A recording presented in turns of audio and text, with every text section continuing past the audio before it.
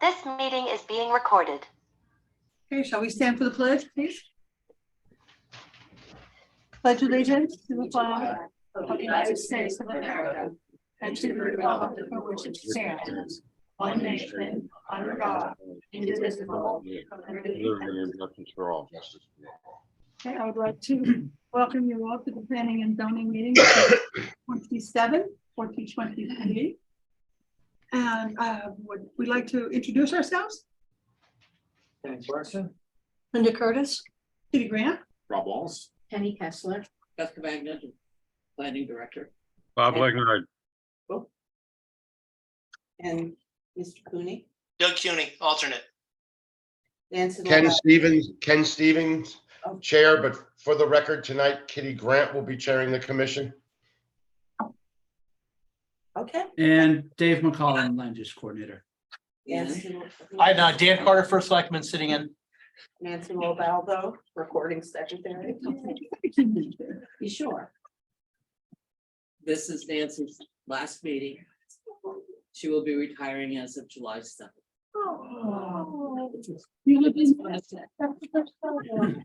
too young to retire. You can't go, Nancy. You just can't go. that's all. Oh, she'll be filling in. Good. Absolutely. We're not letting go that easy, not at all.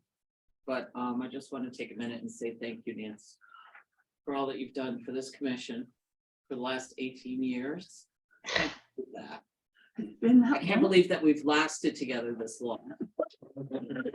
There was still a lot of bickering. We have to say, we're an old married. We are an old family couple. Absolutely, but I don't know what I would have done without her over the last 18 years. She's kept me sane and sober. And I really, I have to tell you, this town should be very grateful for Nancy and the work that she's done for the land use commissions over the last 18 years. And she will be sorely, sorely missed. Yes. The new person coming on board is very enthusiastic, I believe. And it'll be fun for the future too. I think the commission would like to say thank you too, Nancy. I mean, really, for all these years, putting up with all of us. You deserve something wonderful. And we'll figure it out. Yeah. It's been a pleasure. She's put up with me. It's been a pleasure.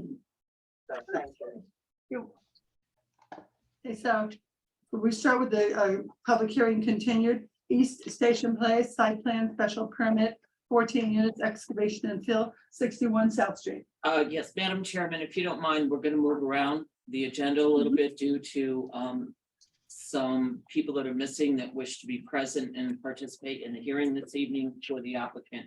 So my suggestion would be is that you move to the next item on the agenda, which is JAR Associates, 185 Grassy Plain Street. In regards to that, there was we received today a letter of extension from the applicant from 6/27/22 to 7/11/23. And I would note for the record if that's that you accept the extension. We have a motion. Am I seated? Can I do that without being said? Yep. So I'd like to make a motion to have an extension on the hearing for East Station Place. No. Sorry, I missed that for JAR Associates, 185 Grassy to July 11th. I'll second that. Motions. Okay, and Bob seconds. All in favor? Aye. Opposed? Abstentions? Motion passed. The next item on the agenda was 2224 Nashville Road. And they've also submitted a letter of extension dated 6/27/23 by Attorney Olson. The extension is to July 11th, 2023. The reason for the extension is surveyors are very difficult this time of year, and at the request of the commission, we're still waiting for that to be staked. Do we have a motion for that, please? I move that we extend the public hearing for 2224 Nashville Road LLC and Illumina Pamasi to July 11th, 2023. Second. Thank you, Ken. Okay, all in favor? Aye. Abstention? Motion passes. Madam Chairman, I would also note for the record that Rich Tibbetts is not present. And that you have to Well, we see, see, you will seat now before you. Okay. okay, so we're gonna start our business meeting now? Yes, Okay, so I'd like to see Rob Wallace for Rich Tibbetts. And is everybody else here? Oh, yes, No, Is Paul Shanley there? no, No, no, okay, so can we get Doug Cooney for Paul Shanley?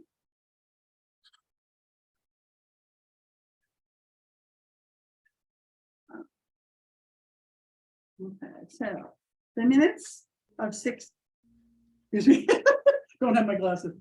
6/13/23. Has everyone had a chance to look over the minutes? Yes. Could we have a motion to accept the minutes, please? I'd like to make a motion to accept the minutes of the June 23rd meeting. Second. And Penny second. Right, all in favor? all right. Opposed? Hang on a second. Okay. Did you say June 23rd? No, I said 13, I'm sorry, June. Okay. June 13. On below, it says something about the 23rd, though. It has nothing to do with the minutes. No. Okay, so we go all in favor, Aye. opposed, abstention, motion passes. Ken Stevens abstains. He was not at the meeting on the 13th. Okay. Got that there, Nancy? Yep. Okay, invoices? Oh, sorry. Do we have any invoices? No invoices. Yeah, we're all, Wow. we're all paid up. Okay, so our next item is new business pre-application under, my God, my glasses, thank you. CGS 71596 89 Stony Hill Road. that would be. 159B. Wilson. Oh, that's the. Peter Olsen, okay. Good evening. My name is Peter Olson. I'm an attorney with an office here in Bethel at 275 Greenwood Avenue. My firm name is Land Use and Conservation Council.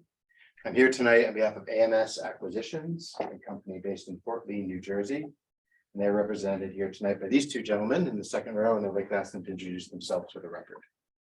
All right. Ari Mitnick from AMS. Ryan Sutherland, AMS. So AMS has been looking for a project to work on in this area. And the property they're looking at is 89 Stony Hill Road. Thank you, David, for calling it up on the Google Maps satellite. This is currently the Hollandia nursery site, formerly Dom D'Agostino's, many years ago. This is technically the last lot in Bethel, although there is a 50-foot right-of-way directly next door connecting to the property in the rear. Right. So we're here tonight for a pre-application meeting under General Statute 7-159B. This allows pre-application review of use of a property by land use commissions. And here's the sentence from the statute that I just want to put on the record that everybody knows what we're talking about.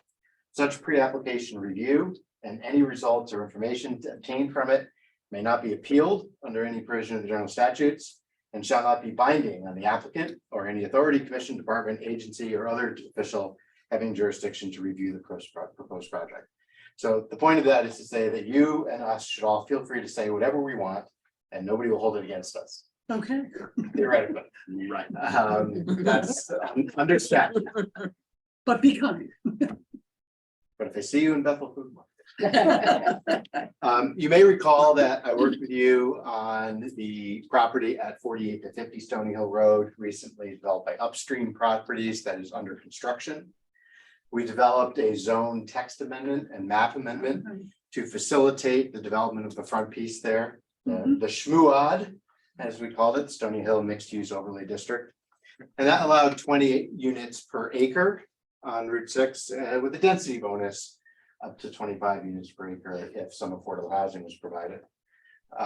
Unfortunately, my understanding is shortly after we got that approval, you guys repealed it.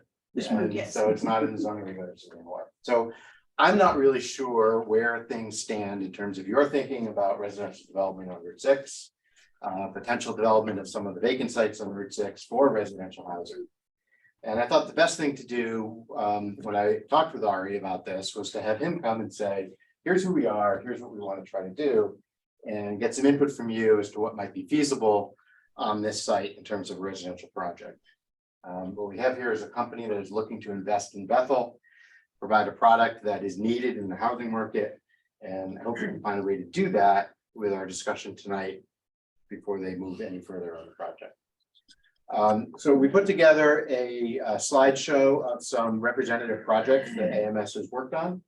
David, if you can call that up, and I'd like Ari to come up, and if you want to stand over here, Ari. Design, I give the introduction. That makes sense. Yeah, they want to do the intro and.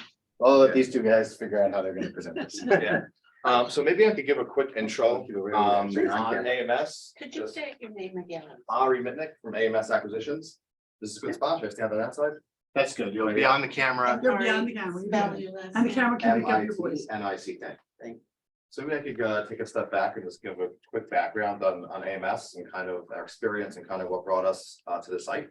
So AMS was founded in 2012.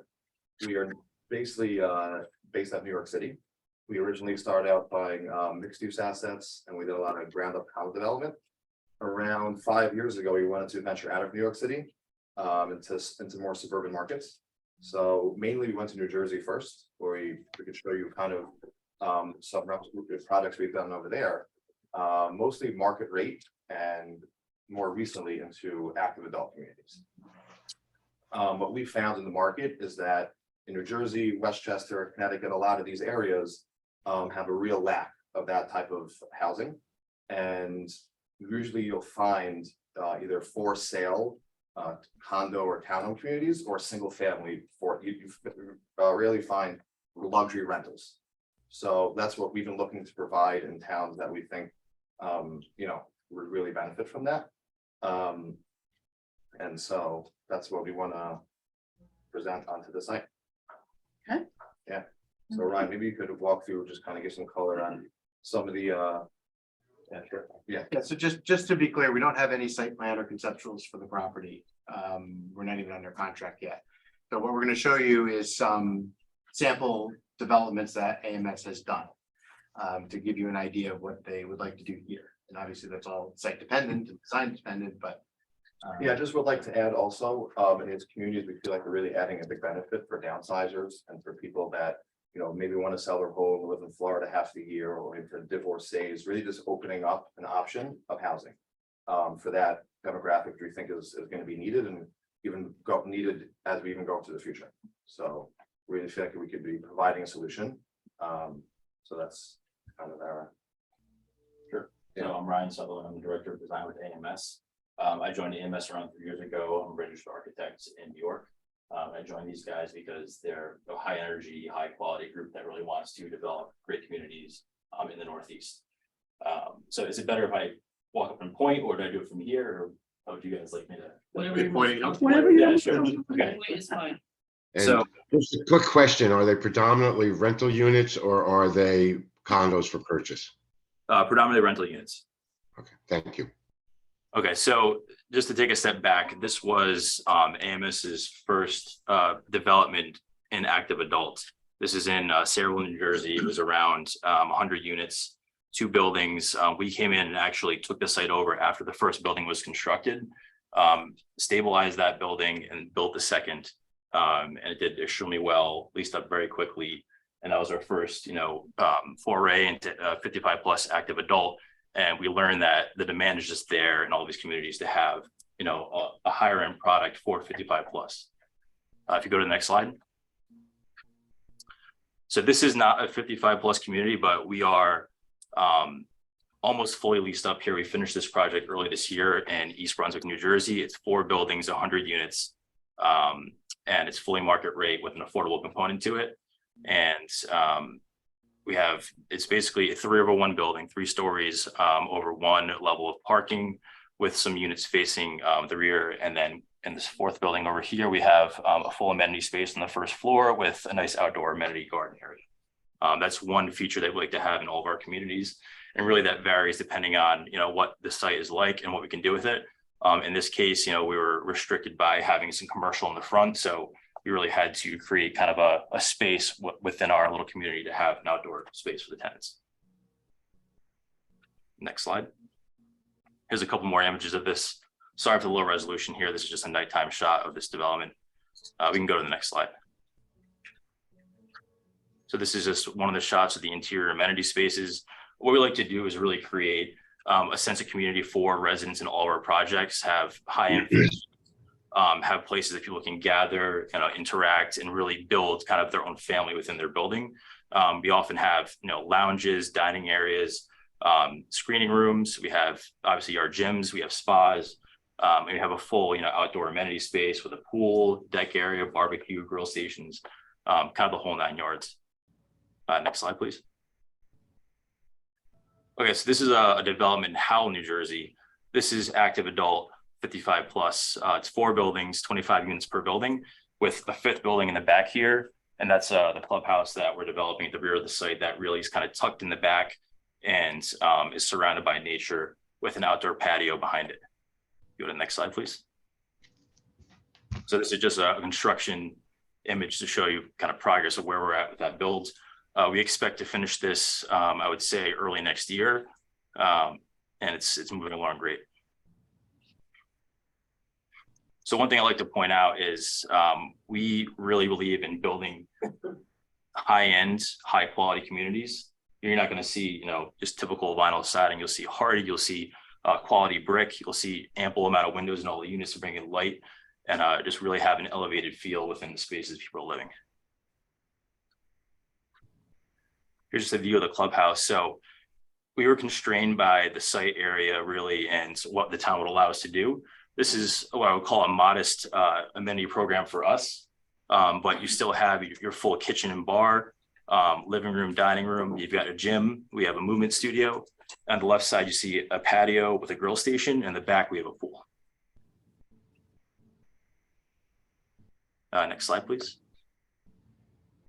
Okay, so this is another project in Evesham, New Jersey. This is 124 units, again, active adult. So this is one larger building. This is a very interesting site where we had a neighbor basically to this side of us, and they required access through our building to get to their second means of egress. So we actually had to create this cool little underpass that turned into like a covered drop off for the building. It was a really cool solution for the project, and we're in construction here now. Next slide, please. So again, another construction image. You can see that underpass that I was pointing to here being built, and we've started foundations now on the project. Just another view of the entry kind of approach to the building. And one thing I would like to point out is we typically tend to sway towards transitional style, not modern, not traditional, kind of right in the middle. So it kind of brings the community to, a more updated feel and look, but not, blowing it out with ultra modern finishes and feel. This is just kind of a view of the back patio space for the pool.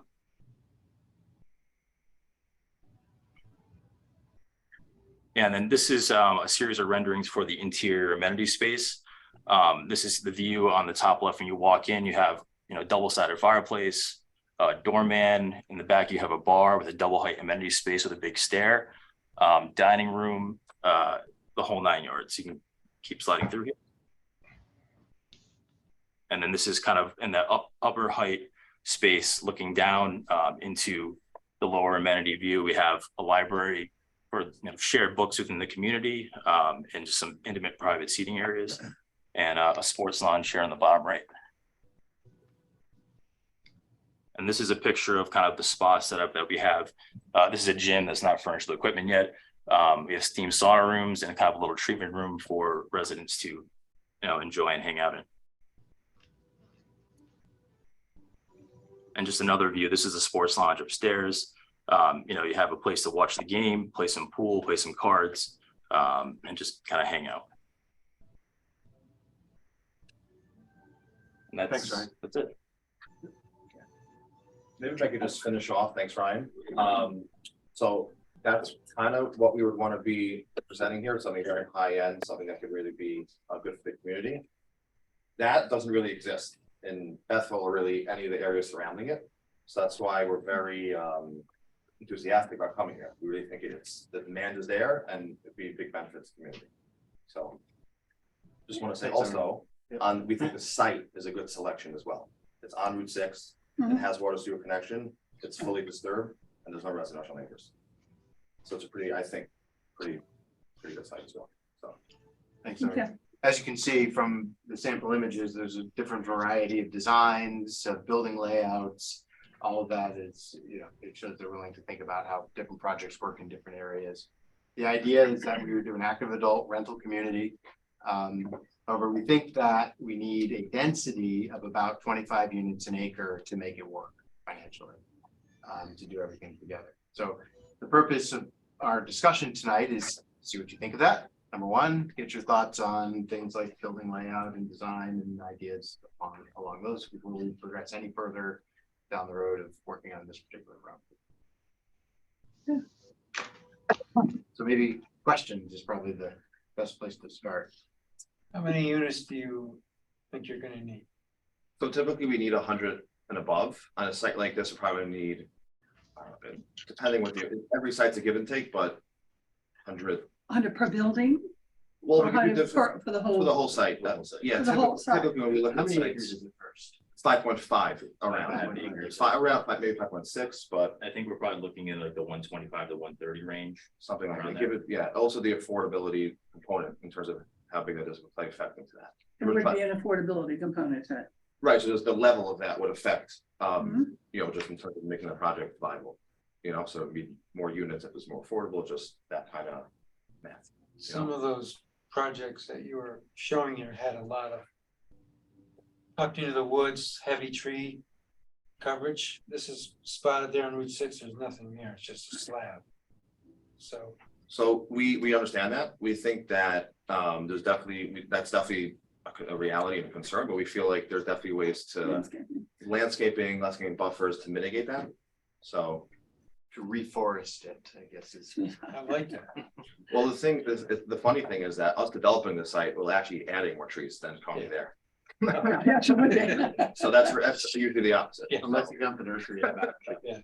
So Okay. So is it only the property located in Bethel and doesn't include any of the adjoining property that sits in Newtown right next door?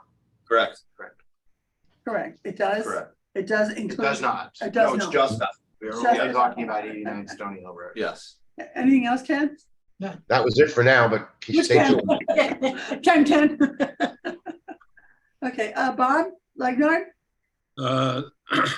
This is the property that backs on the old Frank property where the cliff was. Yes. Right. Is that a problem, building underneath that cliff, or? No, it's been stable. Well, I worked on that litigation when I was a first-year lawyer. So it's been stable since 1995, at least. I'm not worried about that. Okay. Doug Cuny? I don't question the quality of the builds. The buildings look nice. The aerial of it shows asphalt and building, right? You guys maximize the footprint and take every bit of it. And I think it's, regardless of what you put in for buffers, I think it's going to stick out like a sore thumb out there. Right, trying to get 100 units in there and paving, and it's, all your images show a lot of surfaces. So we understand that, but I think the point with this site is the entire site is paved right now, basically. Or is a building. It's a slab. You might like to correct that. Sorry, Bob? You might like to correct that. It's all. Add a little more Yeah. green space, shall we I say? think what I would I say think, is, yeah. Yeah, the interior amenities, but what the rest of the town has to look at is the outside of the building and the placement of buildings on a property and parking involved with it. yeah, I think what I would say is in most of our, if not all of our projects, there are significant landscape requirements in parking lots. And obviously, we don't want people just driving by and looking at a parking lot. We'd like to heavily landscape it with large trees and flowers and, just really, dress it up. We're not looking to build a swath of parking and, I think one of the other parts that we're trying to get at is we'd also like a little area for people to walk walk in and maybe, you know, amenities, or your inside amenities are gorgeous. But people also like fresh air and to sit outside for a little while and maybe walk around for a little bit. So like a little more grass area for people to use outside would be a consideration that we would like. Right. I was wondering how you see the development fitting in with the overall community, like connectivity, walkways, pedestrian friendliness. So you're right next to a shopping center there. I think, is any thoughts on that? Well, thanks to Dick Shannon, there is extensive sidewalk construction around the intersection of Old Hollyville Road and Route 6. I think we'd obviously have a sidewalk in front of our development that connected right into the Big Y, which, you know, from there, sidewalks can take you to the extension center, can take you to the ball fields, the BMX track, you know, I don't even know what happened with the horse riding ring at the extension center or whatever, but and you know, mostly all the way up to the fire department. That's how far the sidewalks are right now. So I think that connectivity isn't really an issue for us. It will be there by existing.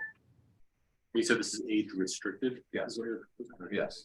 It's like 55 and over. 55 and over. Yes. So the federal law requires that 80% of units be occupied by at least one person 55 and older. The projects like this tend to be marketed to 55 and older, so you don't really have too many people under that fitting in that 20%.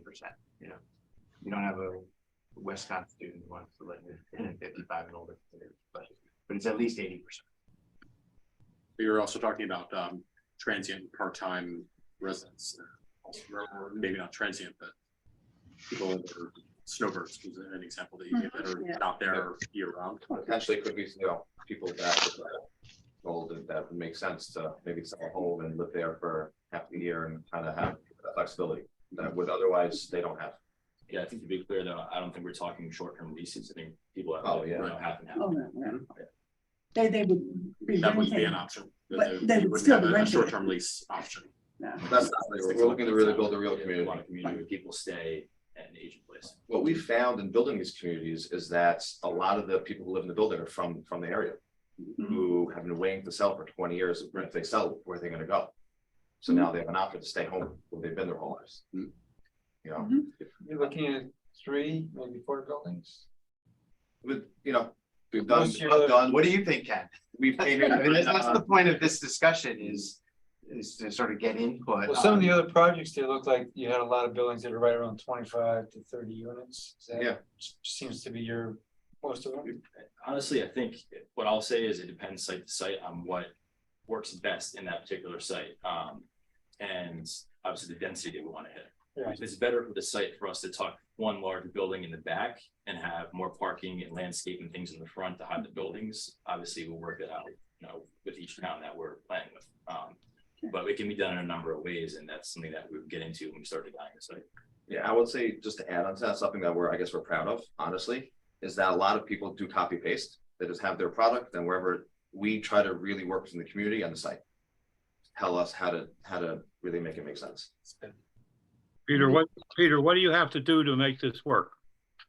Well, you know, sort of the intent of this tonight, and we still have other people to talk, but the intent of this tonight is to see what the appetite of the commission is for a 25 unit per acre development.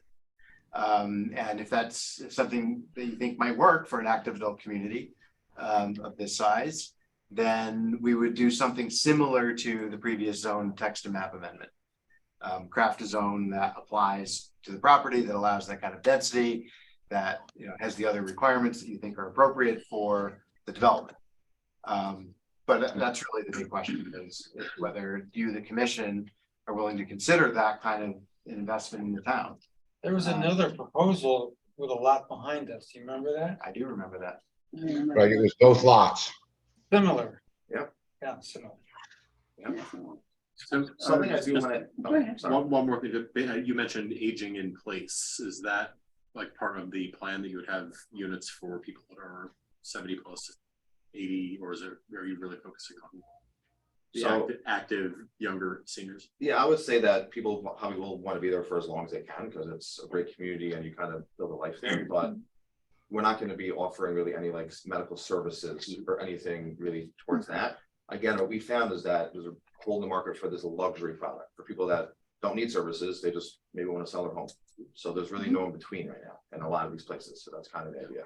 I think what I would say is there are sites that we've looked at where you have, you know, both uses on the site and they can live right next to each other. Yes, when I hear age in place, that's Yeah. what I. Yeah. We're looking for people that will come live in a building and stay for 10 years and, you know, eventually, obviously. Sure, sure. And Maplewood is right down the street. There's no thought of commercial or Sorry. property on that property, right? No. Kenny Kessler?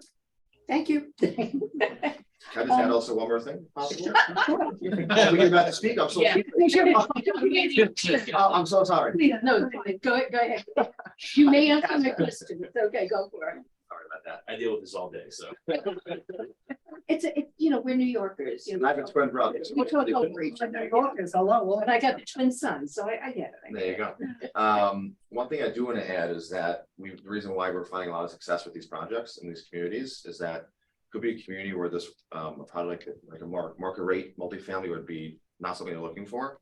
But given all the attributes to this, something that's really good is that there's no public school effect on the kids. Mhm. And there's less traffic as well, because you know, people aren't getting out 9 to 5 working, they're kind of gonna be on the back end of their career, maybe even retired. So the school kids and traffic are a big part of this also. Absolutely. Understood. Okay, so traffic was actually going to be one of my questions. It's a busy area. Yeah. The other projects that you showed, they look beautiful, but he's going to say, I can't believe you said this. I'm not seeing a whole lot of, I'm seeing a lot of flat. I'm not seeing a lot of, you know, greenery interspersed within the buildings. It looks, I understand that there's this massive forest in back of one of them, but the entire front, my impression was that it looked very sparse. So that was the first thing that I thought of. The second thing is that, especially considering where I am at this moment in like 3.5 days, is this community, rental prices in this community, perhaps because there aren't a lot, but rental prices in this community have devastated people who may want to sell their homes. And we have people in the community who, you know, might be able to sell, but there's no place for them to go. And I'm not sure that luxury level, it's beautiful, it's gorgeous. I would love to, like, you know, I'll put a down payment. But I really worry about the luxury rental concept. Is that going to be something that is for Bethel, or is this going to bring in people from out of town, which is not necessarily a bad thing, but it doesn't support the townspeople? So that was a big issue for me. And I just want to confirm that you had said that whatever we decide, we are not bound by anything that we decide. Is that what I heard? Yes, under the statutes, nobody can be held to anything. Right. But I will say that we, you know, if we get a positive read from Right. you, But we're gonna then- go forward. and But they are looking for something. Going to contracts and, Understood. Yeah, I got it. you know, I don't, not doing the contract for these guys, and hopefully we have a land use contingency. If we don't get an approval, Right. they can Right. back out, but, you know, we start to spend some money. So we would hope that if you say, yeah, we think we can live with 25 units an acre, but what we want you to do is a robust landscaping plan, where we want you to have multiple buildings, or, you know, whatever you think is the best way to go. And when we come back with that, you say, great, thanks, good job. Okay. So Peter, Can you give me one more Go second? right ahead. Penny, could I ask a few Give me one more questions? second. Widen the discussion. Just as a matter of context. I have relatives in New Jersey who would probably kill to be in something like one of those units. We're not. This is this Bethel is different, and I'm concerned that you're going to price out the Bethel community of people that might want to live there. And while that would certainly assist Bethel, because having more people that are coming in, not necessarily taking, any of the infrastructure for schools and things like that. I'm just a little hinky on the idea of the luxury. You mentioned that several times. So I'm concerned about that. Yeah, so I would say to that, for us, we're not trying to, ask like 10,000. We're just trying to get enough to make the deal work. And usually that's in the $2,000 to $3,000 range at most. So it's not going to be. Well, what size apartment? Typically, like we do usually 1 and 2 bedrooms, around probably 850 and 1,200 square feet, give or take. Could be bigger or smaller. We've designed the apartments to fit your life in it. You have your dining room and your kitchen. It's not a tiny space. It's a good space. And again, we're not asking $6,000, $7,000 type of thing. So it's not, even though it's luxury, it's not in that stratosphere. It's very affordable in our eyes, I think. And so, Could I ask you a question? I just want to broaden the discussion a little bit. So and that's a good lead into what my questions are in regards to what you're proposing. As far as you talk about, you do a 55 and older community. My question to you all is, what drew you to Bethel? What, obviously you've done studies, economic studies and things of that nature. And I would like to hear what drew you to Bethel, what studies you used to do that. But number 2 is just to reflect on the comment that you just made, $2,000 to $3,000. And the reason I'm asking about the study is we're not flinching at that thought of $2,000 to $3,000, because that is what the cost of rental units are now. So we need to understand better. I think the commission needs to understand better your product. You call it luxury, but at the same time, there is 110 units being built out there. There's also 137 units being built out there. And a lot of those, most of those units are going to be around the same price range in regards to what you're proposing. So I think the commission needs to hear more about the benefit that it brings to the community, because right now, when the commission looks and sees what is developing out on Route 6, there needs to be a need for it. And I think it's important for you to express what that need is that you're fulfilling within the town. And I also need to remind the commission that you're talking about the Route 6 zone, and there is a commercial component. And I'm sure Attorney Olson has made you aware, like he stated this evening, that we had a commercial component. We changed it to Schmood. As soon as the first development was put in place, the commission felt it was important to repeal it. The commission felt it was important to repeal the 4-story aspect of that in particular. That was a major point.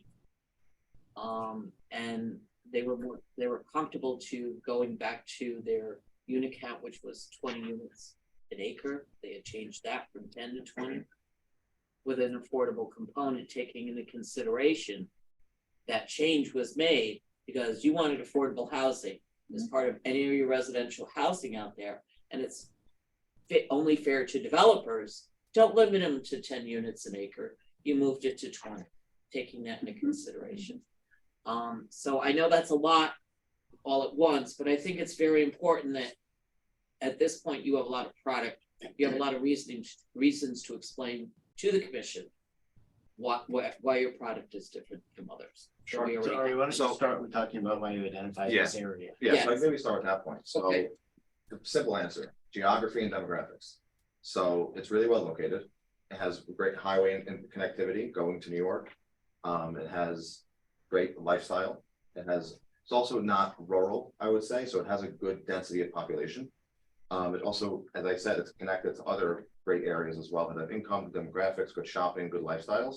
And there isn't this product here. So we feel like there's an absolute demand for it. And one note I would say is that on the 55 plus platform, we're trying to do a lot of these in the Northeast as possible. We've partnered with the Carlyle Group, which is one of the biggest private equity firms in the world. And in terms of getting this data and which areas to look at, we look at it with them. So this, in terms of what I just said, this area is definitely right for that. Then the question becomes, what is the difference between your product and the other two rental Well, yeah. situations that are going on Route 6. I think that's important. So to someone explain. who I would say is 55 or 65 or 75, if they would just have, you live in one of those communities for 3 years and this one, different lifestyle. There you could have your next neighbor, it's not bad, it's just different. You could have a neighbor that just moved in with 4 kids and they go to school and you have dogs walk. This is, you have your book club and your library club, people your age, same lifestyles, so it's really different. It really is different. In And short. the one thing I would say is we do tailor these communities to a certain lifestyle. You know, the management staff running the building, they do Yeah. coordinate events throughout the building. And you have real communities of people that gather and do various activities, and it becomes like a real home for them. Where they're So do most of your facilities have staff that coordinates those activities and offers those projects or whatever to the residents? Yeah, so we're big on activities and events, and what happens a lot is that in a market rate community, people come and go, and so you need that staff to continuously do that. In the 55 plus, people usually stay, so that takes on a life of its own. And what happens is that the community director is usually left out of what's happening because they're planning their own stuff. So that's not what you find in a regular market rate community. You go to your apartment and you know your neighbor maybe. It's very, very. And a question, Peter, how many acres did you say the site is? I thought you said 5.5, but I'm not sure. I heard correct. 5.5, yep. Okay. And Peter, do you know if it would be similar, and I know it's hard to say probably, but there's a large apartment complex. It's not 55 and over, but just off exit 9 in Newtown. It's fairly new. It's a very nice complex, and I just didn't know if it would be. Pharrell Communities? If you go down Route 6 and you turn left to go to exit 9, it's immediately on the left. I think that's Covered Bridge. It may be. But I think that's an 8-30G community. Yeah. Is it? Okay. So the affordability requirements are very Different. Yeah. I just meant from a layout and the way it's situated on the property and the number of buildings, just to give a visual. Yeah, that's a little bit different. I think it's in like 10 or so buildings, numerous buildings on. There's a lot, I know that. And just my opinion, not luxury. So I think. They're very nice apartments. I've seen them. So yeah, they are very nice. And they're about 1,200 square feet. So. No, I mean, your concept sounds fabulous for 55 and over. And in comparison to the one that we already have there, now the big complex, I think it is night and day. And having the inside each building, there's going to be the active downstairs. Yeah, so it depends on the layout. Obviously, if it's one building or multiple buildings, if it's multiple buildings, typically there'll be a clubhouse that everybody gathers at into one building. Yeah, one large. The only thing I have a problem with, and as you know, is the 25. We had the 25 and we turned around and we said no. I mean, I think your concept sounds fabulous. I'm 80 years old. I understand the concept. I understand that it would be very nice to have a community like this where you could get an apartment and stay and have the ability to have different things to do. But to me, the 25 is huge. So difference between 20 and 25. It's huge to me. It is. And it's huge to us as well, because I know, that's the difference that makes it financially viable understand. for us to do a project. They're pretty close though at 20 and 5.5 acres. Pretty close. That would be 110 Like units. It's splitting it, but you're close. Yeah. Is there an affordable in the tax that goes up? Is it like a requirement right now? There's like 20%, It's 10%. 20% of the units at 20%. 80%, but I don't remember if it's state or area median income. I think it's state. Yeah. So the state, So it's 20%. the state was higher. 20, So 20. didn't we do state? Yeah. Area. And the regulations. That's pretty good. So So just yeah, so you know, the the area 2000, was higher, the wasn't it? 2023 income levels for the Right. state are just over $119,000 a year. For a family of 4. And Mhm. a area median income is 148,000. Right, yeah, there's a big difference, So but that was him Yeah. before, yeah, right? providing 20% of the units at 80% of the area median income is not a bad deal. It's a wash. But it is not just, we changed that, yeah. Yeah. It went, we split it, we put 60s out there too, So we did that for the Shmuad. we kept it. Kept it.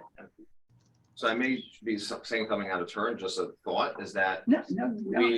for us, we would love to do a project at the site. It's just a matter of fitting the amount of units. It's just Of that course. for us, that's just what it is. I'm hearing the density, obviously, it's a concern, maybe just a thought. Because we only need the density because of the affordable, we're trying to balance that. Maybe we could keep that 20 density, but lower the affordable.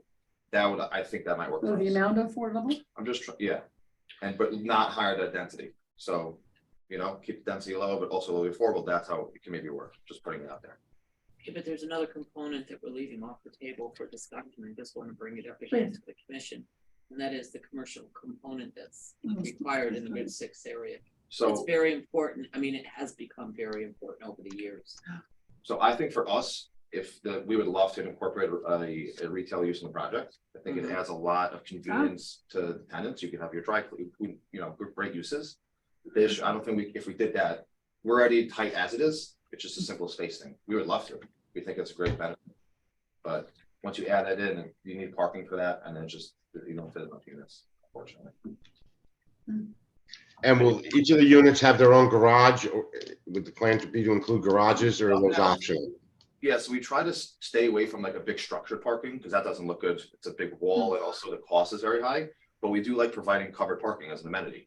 You're coming home with raining, you don't want to just pull in somewhere instead of being stuck in a parking lot. So we build a lot of pull-in garages. It's not structured, it's kind of just pull in. So we charge extra for that and people love it. It's a great event. Another storage space, you can put your car there, so I know in Yonkers. Thank you. yeah. Do you have any data on like economic impact on businesses in the area, like retail and hospitality? Not the second. Developments. Not the second. We have done that in different areas, like in Westchester, for example. We've done some pretty quick projects where we have to do economic studies. So we've definitely seen in New York, New Jersey, and Westchester that it's definitely a huge economic benefit. And even more so 55 plus because you're not putting a lot of pressure on some of the services and school systems as you are the market rate. So it's usually a tax plus and a big incentive on that end, Yeah. And also just one other thing. Yeah, I got another comment. Sure. If follow me, if you will. This taking it some at 55 and older doesn't put kids in the school system necessarily until somebody in town moves out of a house into that 55 and older, and someone moves into the house, the old house with their kids. So in effect, you've created the situation where it doesn't happen right away, but it happens. That's true, but those people are gonna move out of their house somewhere else, no matter what. Yeah, but he's probably right, Bob.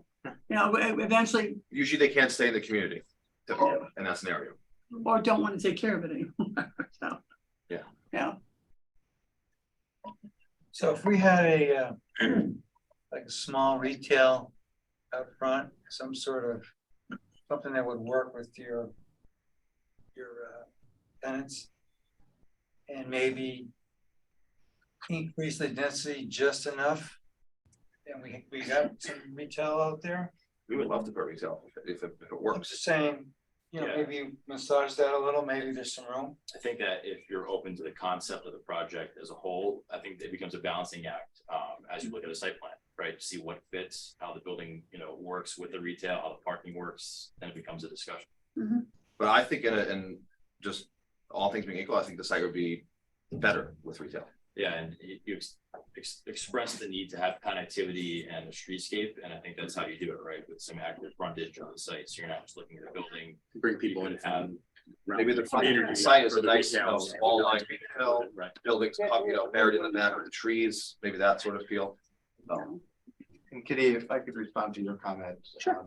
In the discussions I've had with these guys, it's all subject to laying out buildings. I'm just using round numbers, 20 units, 25 acres, 25 units per acre. That's probably more than they want to accomplish. But I don't want to tell you, we need 23 and a half units per acre to make, we don't know that. right now.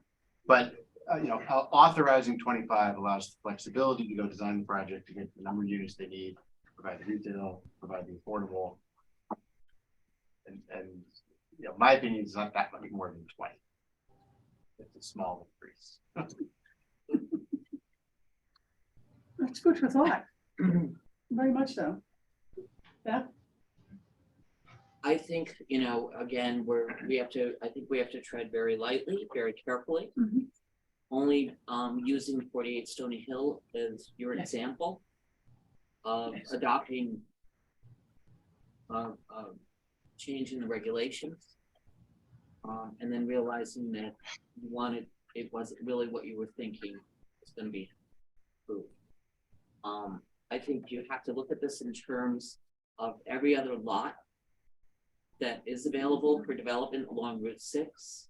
Once again, when you start trying to work with clients or applicants in front of you, you can't forget that whatever you do in this particular instance is going to affect the development of the whole area. Gonna bleed. So I think that's an important thing that you've learned from your previous experience. And right. I think you need more time to think about this. Oh, absolutely. Oh, definitely. I think that you've received from, I think that, I will say from my experiences and have seen Route 6 develop over the last 20 years and the changes that we've incorporated to make it work. I think that it's important to maintain that commercial component along the front of Route 6. It's very important. But at the same time, the commission over the years has realized that retail is no longer what it used to be, that you have to be creative. You don't see a lot of Costco's coming into town and things of that nature. So therefore, that is what encouraged them to incorporate some residential housing within the Route 6 zone to make it more of a mixed use. And as these commission members, many of them have been on the board for a long period of time. And as Peter has stated before, we have the sidewalk system out there. Again, we're not looking to create a new downtown, but we've created an atmosphere out there. And I assume that's part of your reasoning for coming into our area. But at the same time, there's great hesitancy dealing with the rental market with the amount of units that are already being built in that area. I think the commission should also review, we do have we have at least one 55 and older component in a community, and that is for sale condominiums. That is the Summit up on Worcester Street. Off the top of my head, I can't think of any other 55 and older community. I think that's the only one. I think Nashville Village is 55. Sorry, thank you.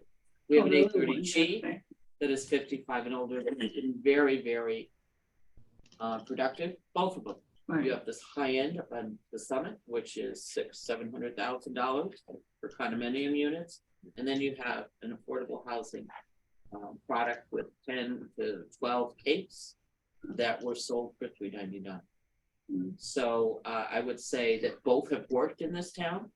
I know many people have sold their homes and moved up on the hill. And the majority of the people that are in the Nashville Road component are people, holders that have sold their homes. So it's just very difficult to grasp the concept of 55 and older residential apartment building. And I am 55 or older. So it's hard to understand the concept, I think, at this point. So I think a little bit more back and forth would be agreeable at this point. Why don't we let you know when we're ready to come back and talk again? Awesome. We'll talk internally. Thank you. And Yeah, and please, staff is always available too. thank you for your time, everybody. We appreciate your time. Thank so much. you. Thank you for coming. Thank you so much. Thank you. Thank you. Everybody.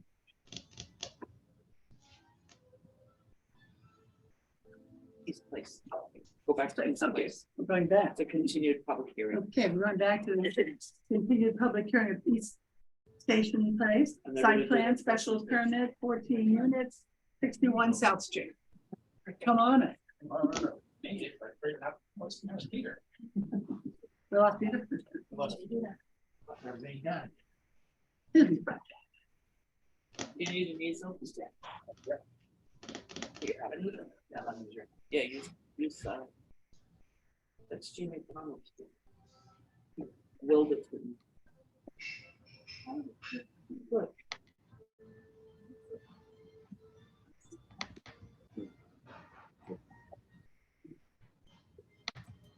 I think he's just saying by.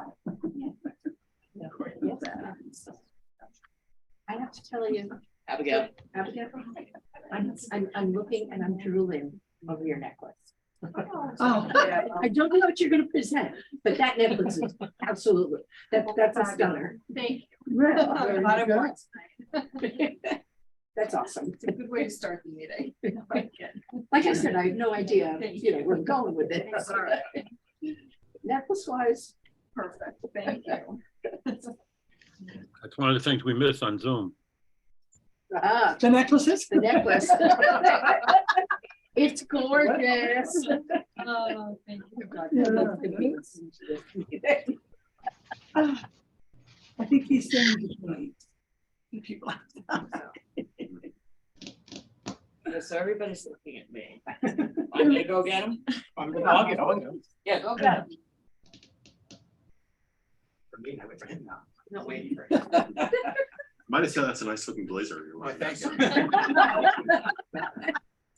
Well, shall we have a fashion shop? Everybody stand up and turn around, please. We'll grade you on a scale of 1 to 15. I get a 3.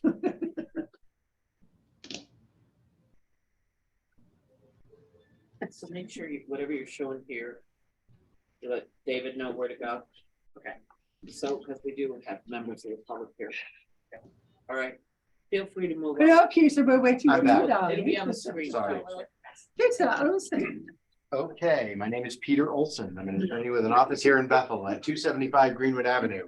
My firm name is Land Use and Conservation Council. I'm here tonight on behalf of East Station Place LLC, which is a Verde Properties company represented by Mr. Kurt Verde.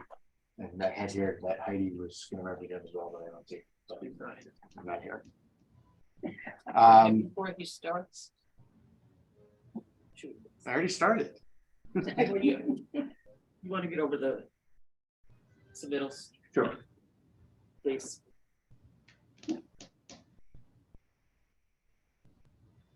Just noting for the record, my memo of June 27, 2023, and the fire departments have submitted reports. Bethel Health Department dated 6/26/23. Town engineer, consulting engineer Todd Ritchie, 6/5/23. And Tom Vila, Director of Public Utilities, dated 3/10/23. And the applicant revised drawings dated 6/27/23. And we are waiting for comments from the police commission and the fire marshal before we close the hearing this evening. Thank you, Peter. Thank you very much. David, can you call up the existing conditions plan in the civil engineering drawings? I'd like to submit a copy of the notice that was sent, as well as I'm trying something new, which is to send certified mail, but rely on the service company to tell us. You can look at it, whether it's been delivered or not, rather than collect a whole bunch of green cards and return green cards. There we go. So that's telling you that everybody's gotten their certified mail except for one person, which is the cemetery. And I'm There you trusting the cemetery residents are not going to. Slow to respond. Yeah, Thanks, Jeff. Gotcha. so we use the address 61 South Street for this property. That is actually the portion of the property located to the west, which is behind the Dr. Mike's building. Mhm.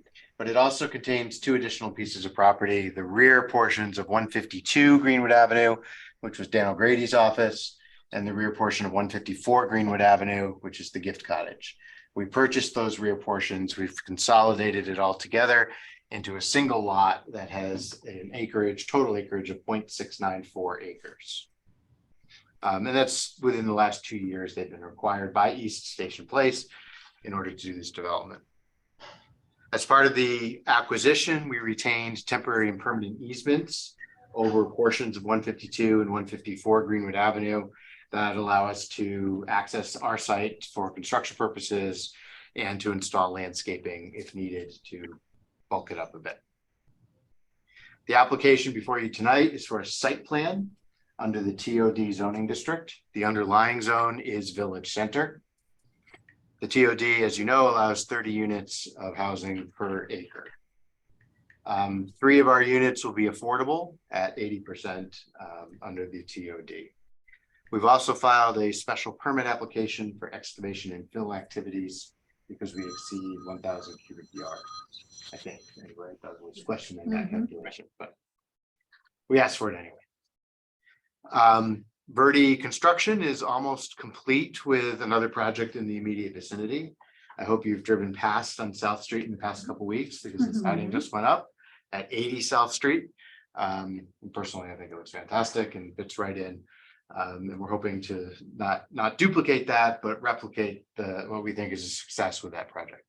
Now, if only we could get some walls on the old Boggy Woodworking building, we'd be doing great. I saw that today. Yeah. So we had planned this whole presentation around Doug not being here, but he is here. We're going to keep the same order and make him go last tonight. So I'd like to start with architecture. Dave, can you call up the architectural plans? We've run this past Village District architect Alyssa Volpati, gone through a couple of rounds of comments with that, and that's how we've ended up here. So I don't want to say stamp of approval, but we've got her stamp of acquiescence on the proposal.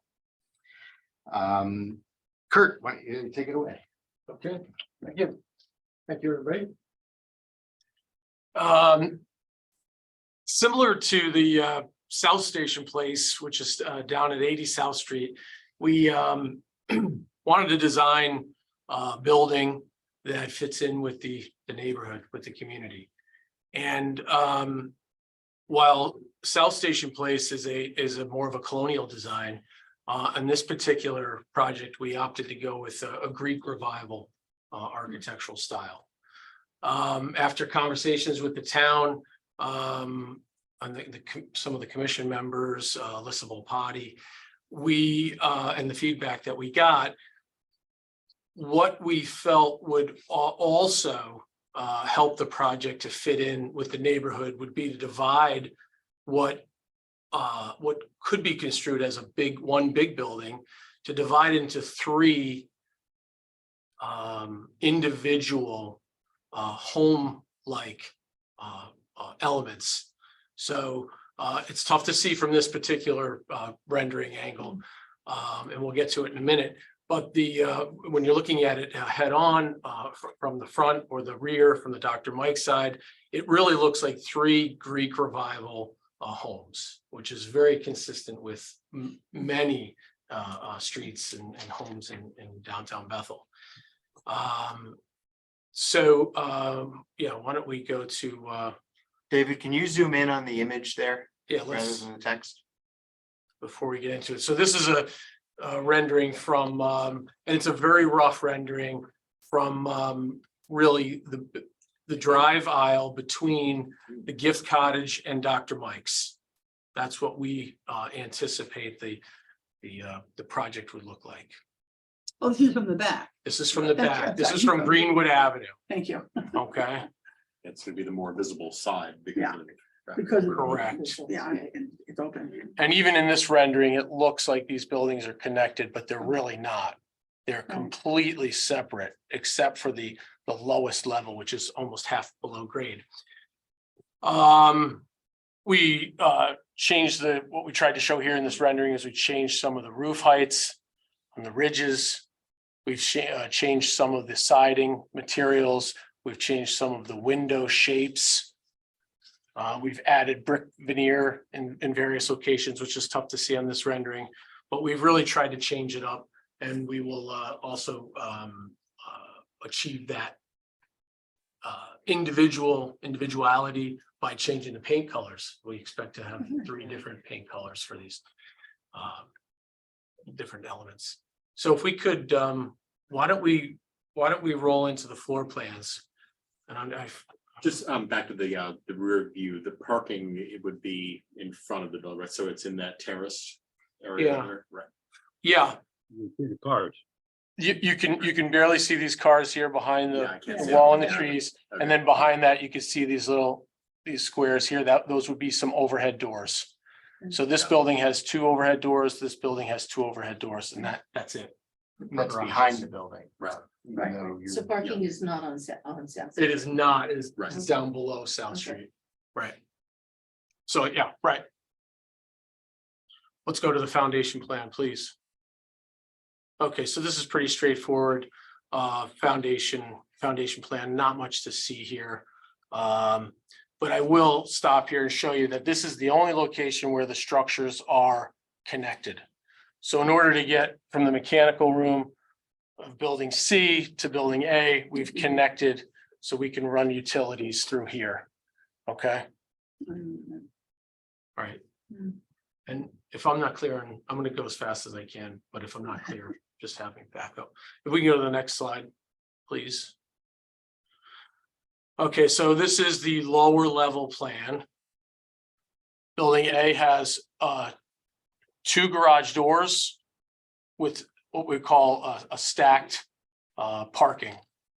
Okay, so 2 spots here, 2 spots here, 2 parking spaces, 2 parking spaces here. That's in the lower level of. Kirk, can you explain mechanically how we're gonna handle rental of the garage space? Right, great point.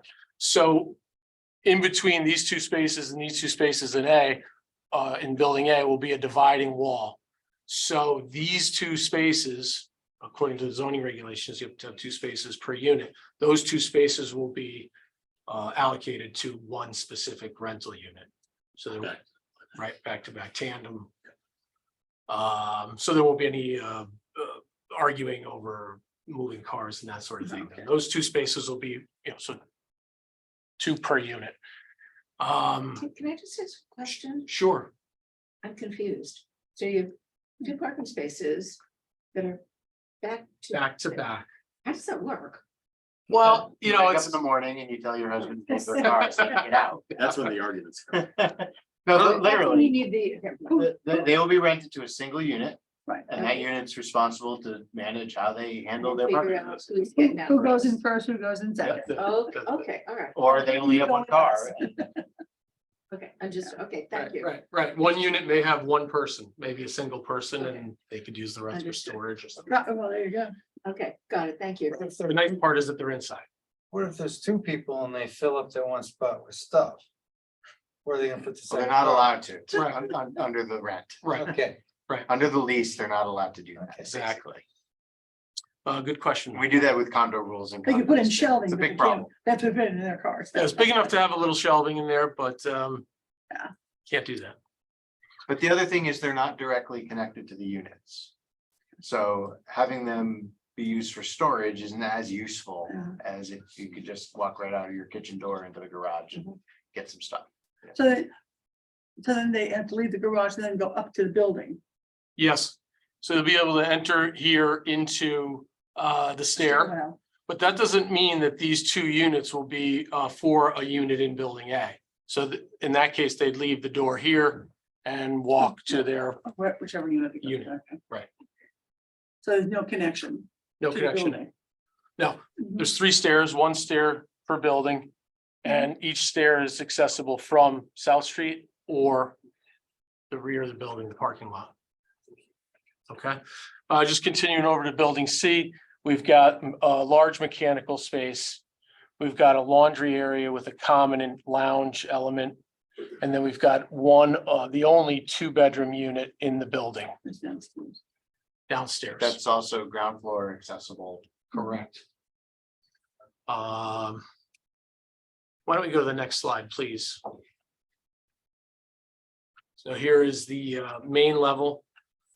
Again, accessible from South Street with, I'm just trying to see this. I'm not sure this shows this per the site plan, but we've got a sidewalk that runs across the front of the building. So it comes in here, sort of tees off and comes down. We've added a porch element to building B, again, to change the aesthetic. Okay. But let's go back to units. We've got a typical 600 square foot, 1-bedroom unit. So this is one unit here. And this is basically a mirror image here. Same here, and then 3 of those there. So 2, 4, 7 on this floor. Okay. Do they have patios? They do not. They do not. No porch. Why don't you go to the balcony. front Can we rendering? go to the- I think it's a good idea. What, do you mind going to the front rendering, please? I just want to note, yeah, 14 there. one-bedroom units No, and one right there. 2-bedroom unit. Right? Yes. Thank you. Okay, so this bottom elevation is the South Street, or what we call the front elevation. Okay, so basically it's from my hand up is what you'll see from South Street, right? So again, we've changed up some siding, we've changed up some louvers or windows, we've added the porch here. Little shed roof here. Little gable here. We've added shutters to this building C. Again, you can see it. The ridge elevation has changed. But by and large, we stuck with the large clapboard siding and the reclaimed brick that we are using at South Station Place, which we're very happy with. So I guess one of the most important things is to point out the separation between the buildings. You can see that the only thing you're going to see is a little railing for safety in between A and B and B and C. Any questions on the front? So, on the back, I had a question. The landscaping is, you're between Dr. Mike's parking lot, you're gonna have a buffer zone there. We'll get to that. We're gonna get to that in detail. Never mind. Just back to Beth's question. So it's 14 total units or 15? It's total units? 15 total. 15 units. 14 Yeah, it one-bedrooms said and 1 14 2-bedroom. on the, Yeah, that's a typo on my account. Rear elevation. You had asked about the doors. So this is the rear elevation from theoretically what you'd see from Greenwood Avenue or the north. Want to run through the side real quick? Side elevation. Yeah, previous slide, David. It might be the next. It might be the one after that. No, I'm sorry. Yeah, keep going down one more. Right. Okay. Okay, so this is as you head east up South Street. No, let's go. Yeah, we could stay on this one. Stay where you are. This is heading west, so you're sort of coming from the firehouse around the corner down towards the railroad tracks. This is the elevation that faces the east. And again, we've changed up siding. I don't think this bumps out at all. No, it doesn't. But we changed up the siding. We didn't add shutters to the building. This is not a very visible elevation because the grade changes from the older red home that's up above. We'll have plantings around here, but this is an extremely visible elevation as you round the corner. That's that elevation. The lower level will have windows accessible through window wells. If you could just scroll down a little, please. And then this is as you head up South Street from the railroad tracks. Okay, this is where our rendering was sort of drawn from. The driveway comes down there, right? Right, the driveway will come on this side of the building, come down around to the back. We're looking at the elevation of building A here. We've got stone retaining walls, we've added brick veneer here. So I missed the mouse on the screen. Which side will the driveway be on? The right-hand side, looking at it? Of this particular elevation, this Yes. is the driveway's in front of us on this elevation. Okay. Where does it come around the building? Which side? So the westerly side. or as you look at the front, Left or right? the left. Okay, thank you.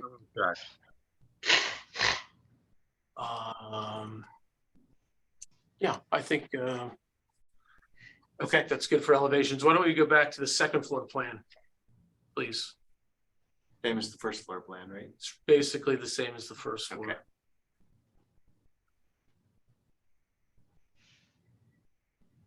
Yeah. Basically the same layout as the main level. I don't know if there'll be an opportunity to cathedral some of the ceilings in here, but it's essentially the same layout. Thanks, Kurt. Any questions? Thank you. So I didn't want to say it when we were doing our 89 Stony Hill presentation, but we know how to handle landscaping. And what we do is we hire Abigail.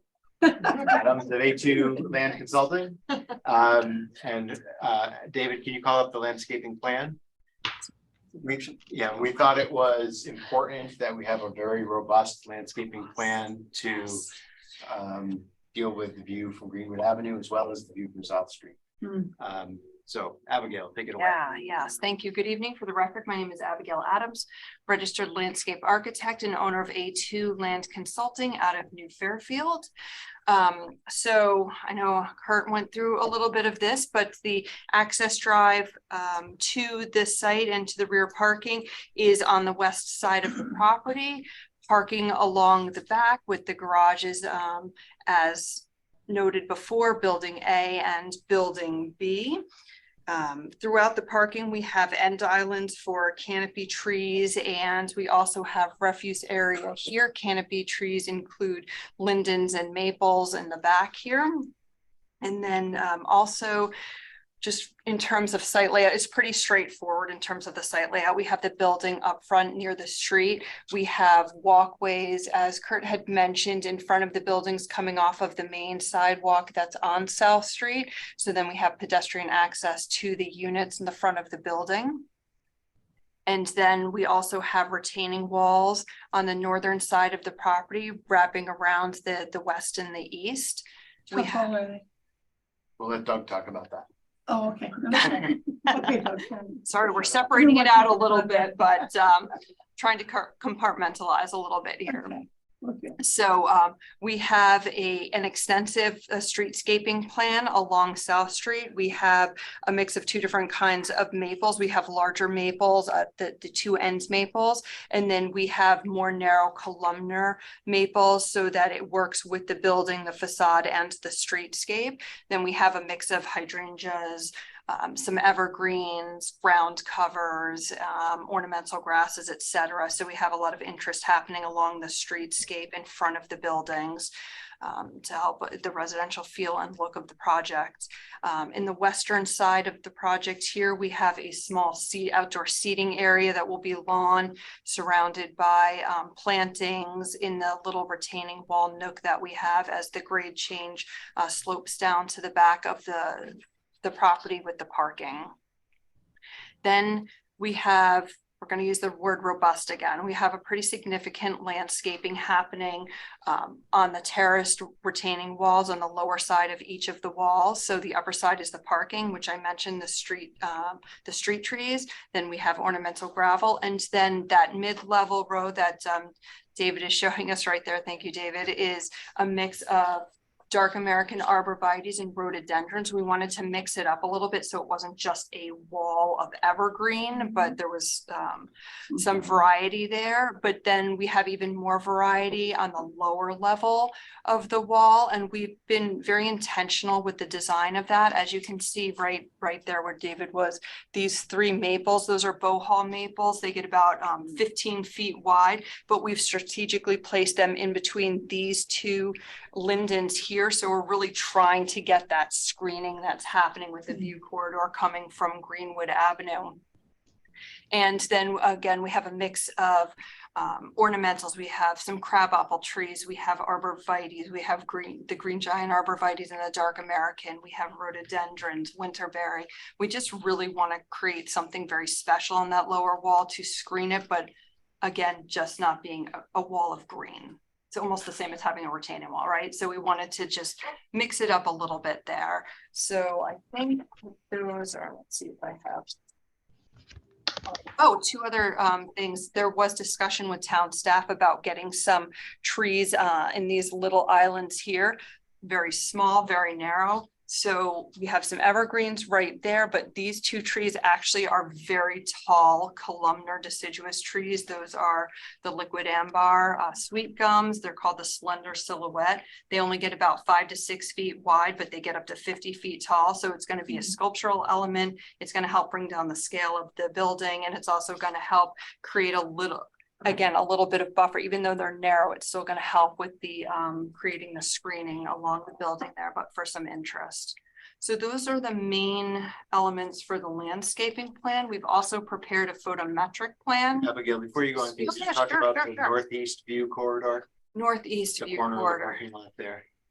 There's, in addition to the North. view Thank between you. the Dr. Mike's building and the gift cottage, we think there's a view between Dan O'Grady's building and English Drug.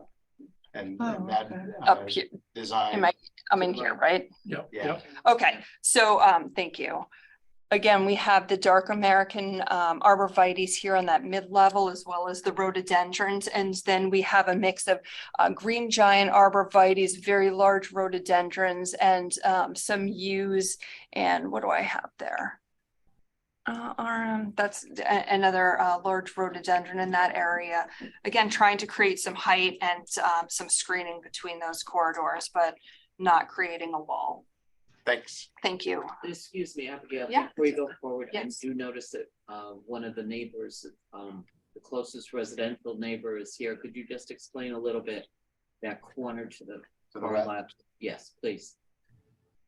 Over to the west. Yes. Yes, Okay, correct. so in this area here, right now, what we're putting behind the wall is we're going to do some ornamental gravel that's going to create very low maintenance, very easy to maintain that area behind the wall here. And then as you move up towards the main entrance, we have, again, some mix of evergreens, daylilies, just a lot of interest happening in here. And that is blocking and screening that main driveway entrance there. I'm sorry if I'm blocking as I stand and talk the screen.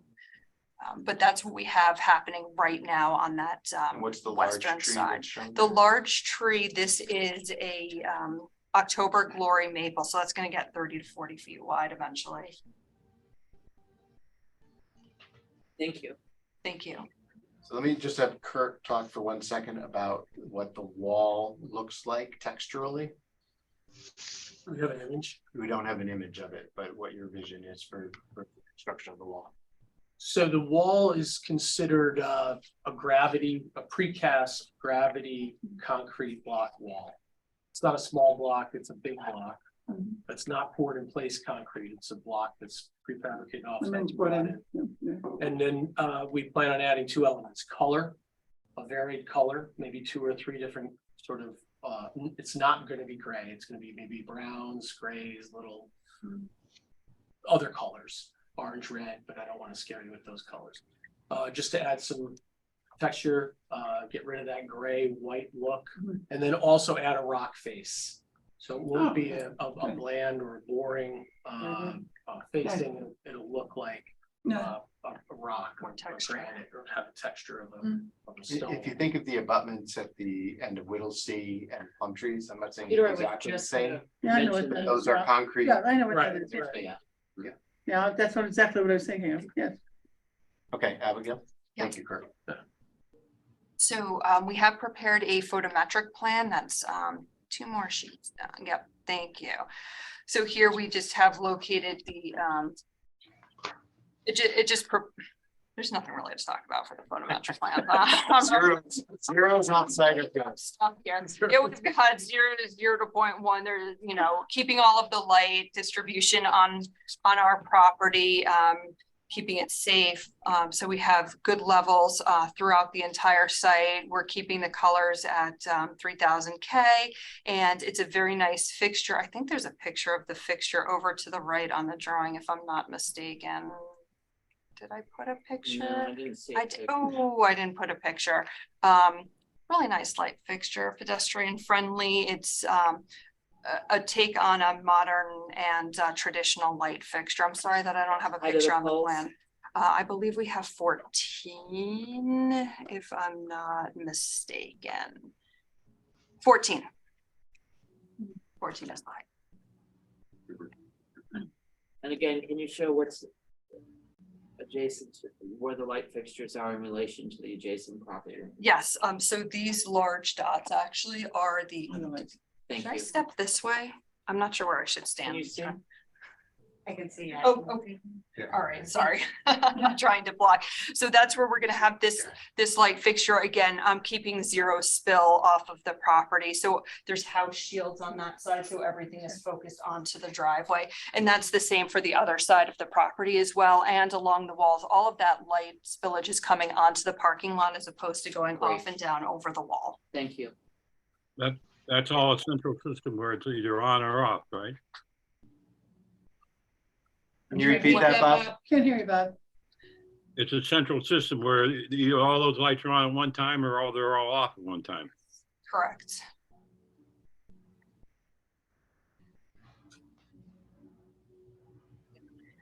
Thanks, Abigail. Thank Obviously, you. Any other questions? Thank you. Anytime. Now Doug DeVesta, the civil engineer.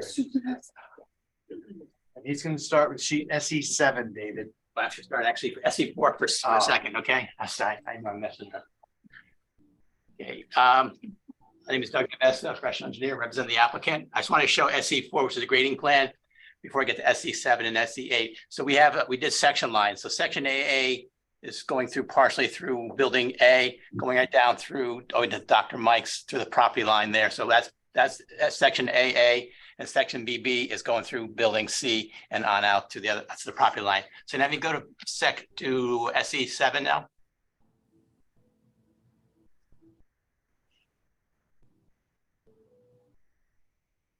Okay, so this is section AA.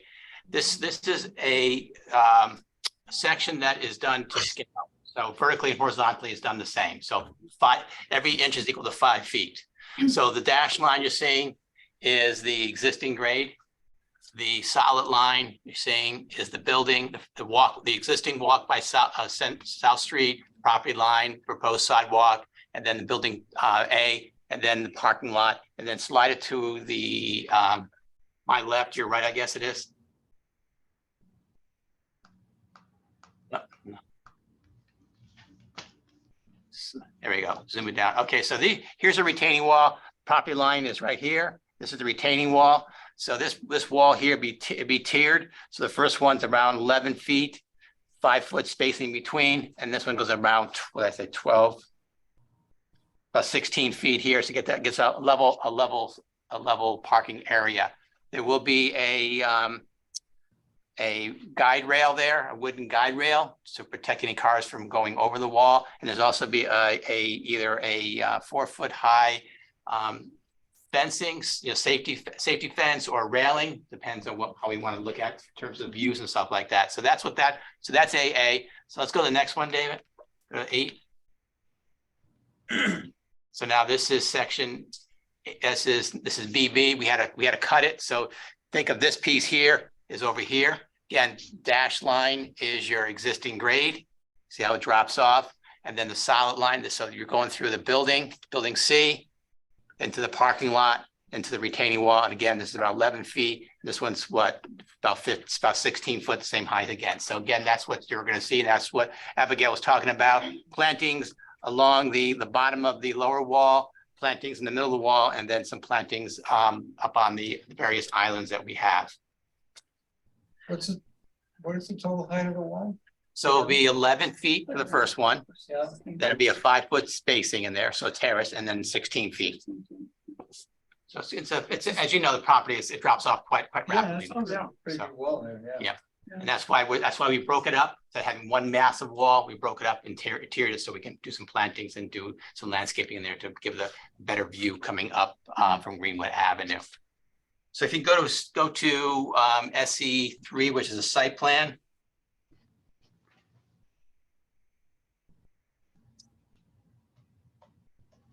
So this is again what Curtis talked about. We've got the three buildings. The hatched lines are the interconnection underneath for the mechanicals.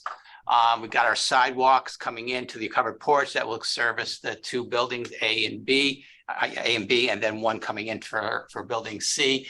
The entranceway is on the west side or left side of the plan here, coming down, and we've got 8 spaces under the buildings for the various units, and then the remaining spaces are all surface spacing. So we got the single, then we got 7, 6, 4, and 3 with 1 handicap space adjacent to the handicapped accessible unit at the far end of building C. If you go to the next slide. So now this is the grading plan. Again, the grading by doing the retaining wall, it keeps the grading fairly level in the back here. So we have everything draining towards a low spot. We have a catch basin on the driveway. There will be a no curb at the building between the buildings A and the entranceway that will allow the water to sheet flow across the area to a series of catch basins in that grassed area. We have an area for our refuge here, a dumpster pad, and a pad here for the mailboxes. Going to go to the next slide, please.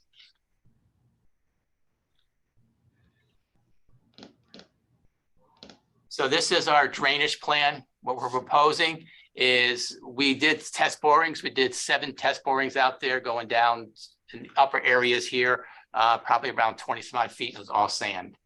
The percolation rate out there was faster than 1 inch in a minute. So it was very quick, very good soils out there. So what we're proposing to do is drain everything, slipping everything down to a low point, catch basin in the parking lot, going to a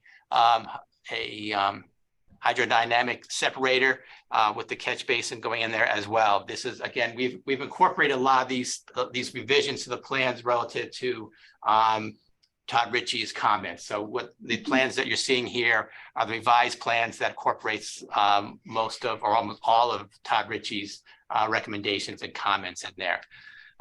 We are providing a double grade catch basin here for get the water into the system. What we're using for detention is a retained system. So they're 4 foot high by 4 foot wide, interlocking together, open bottom, open sides. So we're utilizing infiltration or exfiltration from the system to detain our runoff. We're handling the water for the 2, 10, 25, and 100-year design storms.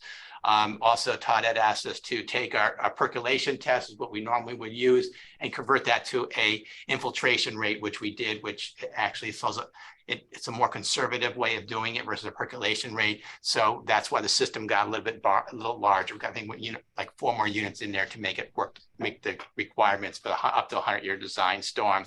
It also handles the water quality volume, which is part of the requirements, the MS4 requirements that most towns here in Connecticut have to follow. We are providing deep sumps in the 3 catch basins. We typically use 2 foot, we're using 3 foot additional sediment trapping relative, and also to the hydrodynamic separator that will also collect sediment going out into the drainage system. So we want to collect as much sediment before it gets out into the drainage system, which can clog the system. That was one of the concerns that Todd had with reviewing our comments there. We are providing, can you scroll up, David, a little bit, slightly up, the other way, down, I guess. Okay, so we are providing, we have walkways here, drainage going around it. We had actually just cross culverts under the sidewalks there. Todd asked if we can put some yard drains in there. So we're providing a yard drain around the building, in front of building B and C and around C that will tie into a catch basin on the north side of the property, and then goes through our detention system. We also provided showing footing drains and going into our drainage system. We don't suspect to have any groundwater there, but for building codes, we need to show some kind of footing drains in the area. We are going to be connecting to the sanitary sewer. There's an existing sanitary sewer on the west side and the east side. We're going to go to the west side, connected to a new lateral. We went to before PUC back in February to get an allocation of around 1,600 gallons per day relative to the PUC recommendations there. So everything's going to be tied into a down and through building C there. That's where all the mechanicals are. And then it'll be drained out through a series of pipes out into the existing manhole in South Street, excuse me. And then we've got utilities coming into the utility units, and we also have water coming in off the main from South Street there. The next slide, please.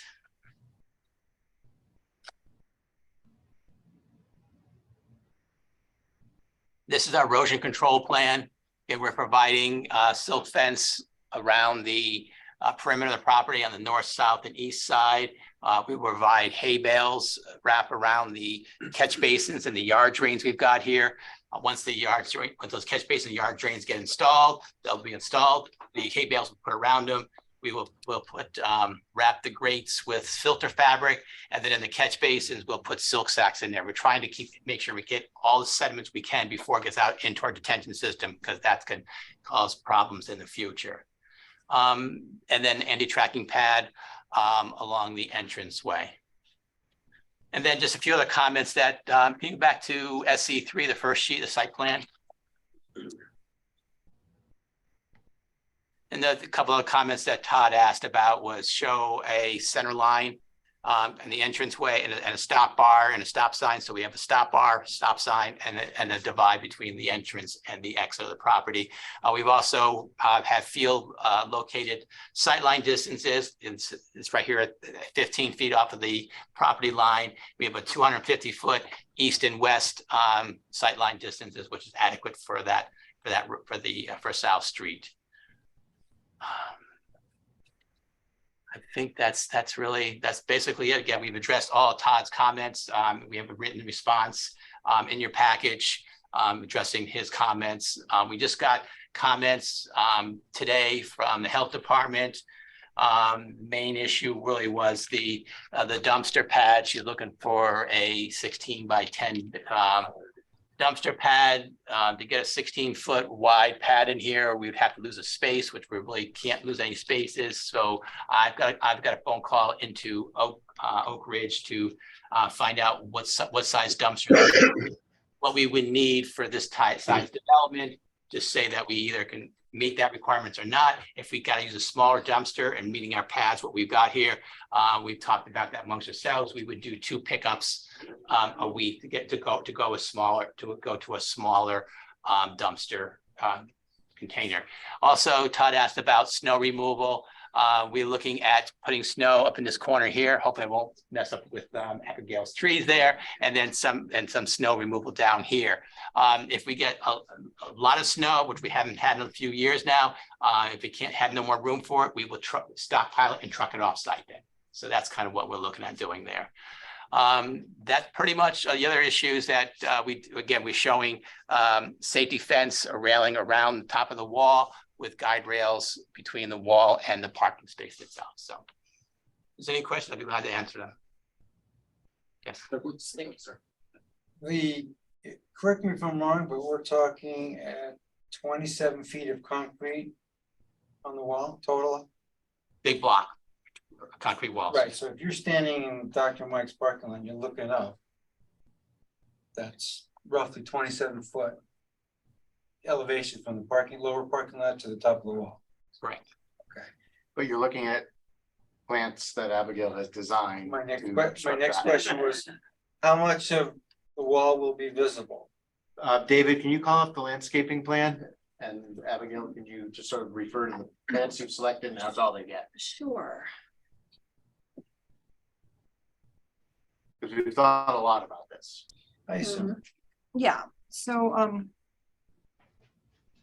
down at the lower walls, we have a variety here. So we've got the crab apples, which are going to get 20 to 25 feet, but then they are underplanted with evergreen shrubs that get 5 to 6. So we're creating a variety in height. So you're going to see portions of the wall. The whole thing is not going to be completely blocked, but install height for these trees right here, we have 18 to 20 feet. We're actually putting pretty significant size trees in there. Some of the, let's see, the arborvitaes we're putting in at 8 to 10 feet high. Some of the other evergreen trees we have on the site are going 7 to 8 feet high. And then we've got some of the larger shrubs down along the wall going in. Instead of typical 3-gallon is typically the size you put in, we're putting in 10-gallon size. So we're trying to get a little bit of instant gratification, knowing that it's going to take, you know, a few years for things to start to mature, but we're just trying to, again, not create a wall of green here. So you have the same situation as having a wall, but creating a lot of variety. So there's a lot of visual interest between the texture of the wall, the various textures of the plants, and what you're going to see when you're down in that parking lot. I think the variety in heights is really going to help pull down the scale of that wall visually. Thank you. You're welcome. Doug, I have a question. When you showed the sidewalk right by the front, the sidewalk will also go across the entire front of the property. Yes? Yeah. David, can you back to SC3, I think it is? SC3? There's 2 sidewalks. That's what I thought. That's want to go, right, He pointed out just the ones in front of the building. right. But I'm sure there was one on the. So there's already There is an existing sidewalk Right. that's Is it in good covered shape? in dirt, Yeah. but is in good shape otherwise. Right. Oh, so that will be straightened out as well. Well, we have a note on here that the existing sidewalk to be reconstructed, but it's also going to depend what kind of condition is, like Peter was saying, hasn't been neglected over years. Have to move it around this. So yes, there's already an existing sidewalk, which is shown here from the east side. It's the west side of the property, and then we will be tying into our 2 sidewalks into that existing. I know, I've sidewalk. walked it every Halloween. Okay, so you know what that, so yeah. Yeah. Historical Good society. power washing will do wonders. Yeah. Excuse me, Madam Chairman, I think you should open it up to the Oh, public. I'm in case sorry. there are questions. That's right. Yeah, exactly right. We have nothing further for tonight. We thank you for your attention. We worked really hard Yeah, you to did. prepare a project that we think is a beautiful addition to downtown Bethel on a fairly difficult site. I think we can all recognize that. And we hope you appreciate those efforts. Thank you. I'm sorry. Would anyone in the public like to ask some questions? If you do, please come up front. We have to have your name and address. Come on. Oh, I'm sorry. No problem. My name is Nancy Sudik, 2 Ridgedale Road. I just want to know how many parking places totally. It's quick trying to add them all up in my head, but I kept missing different things you said. So that's my question. There's 30 total parking spaces. Jeez, I got 42. Don't you wish, huh? Does that include the garages or is that external parking? Includes the garages. 8 spaces. in Thank the you. So that was 30 in total. 30 in total. Correct.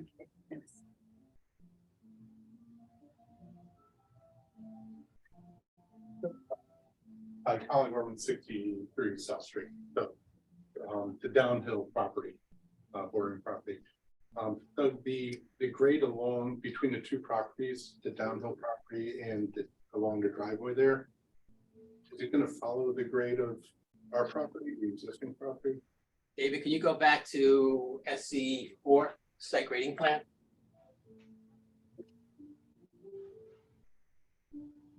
Sure. Yeah. Yeah, we've got some grading going on there. A bit of filling going on through here and then retaining wall holding it back. So yeah, we're trying to maintain as much as possible and also maintain a safe driveway entrance there. So it's going to be following it. It's a little more filling going on there, but not There's super not high. going to be a significant elevation gain. Correct.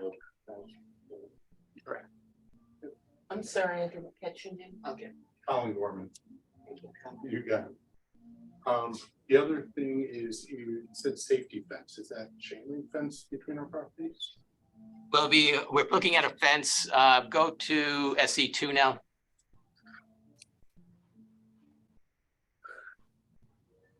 Oh, I'm sorry, SC3. SC3. That's the wrong one. SC3.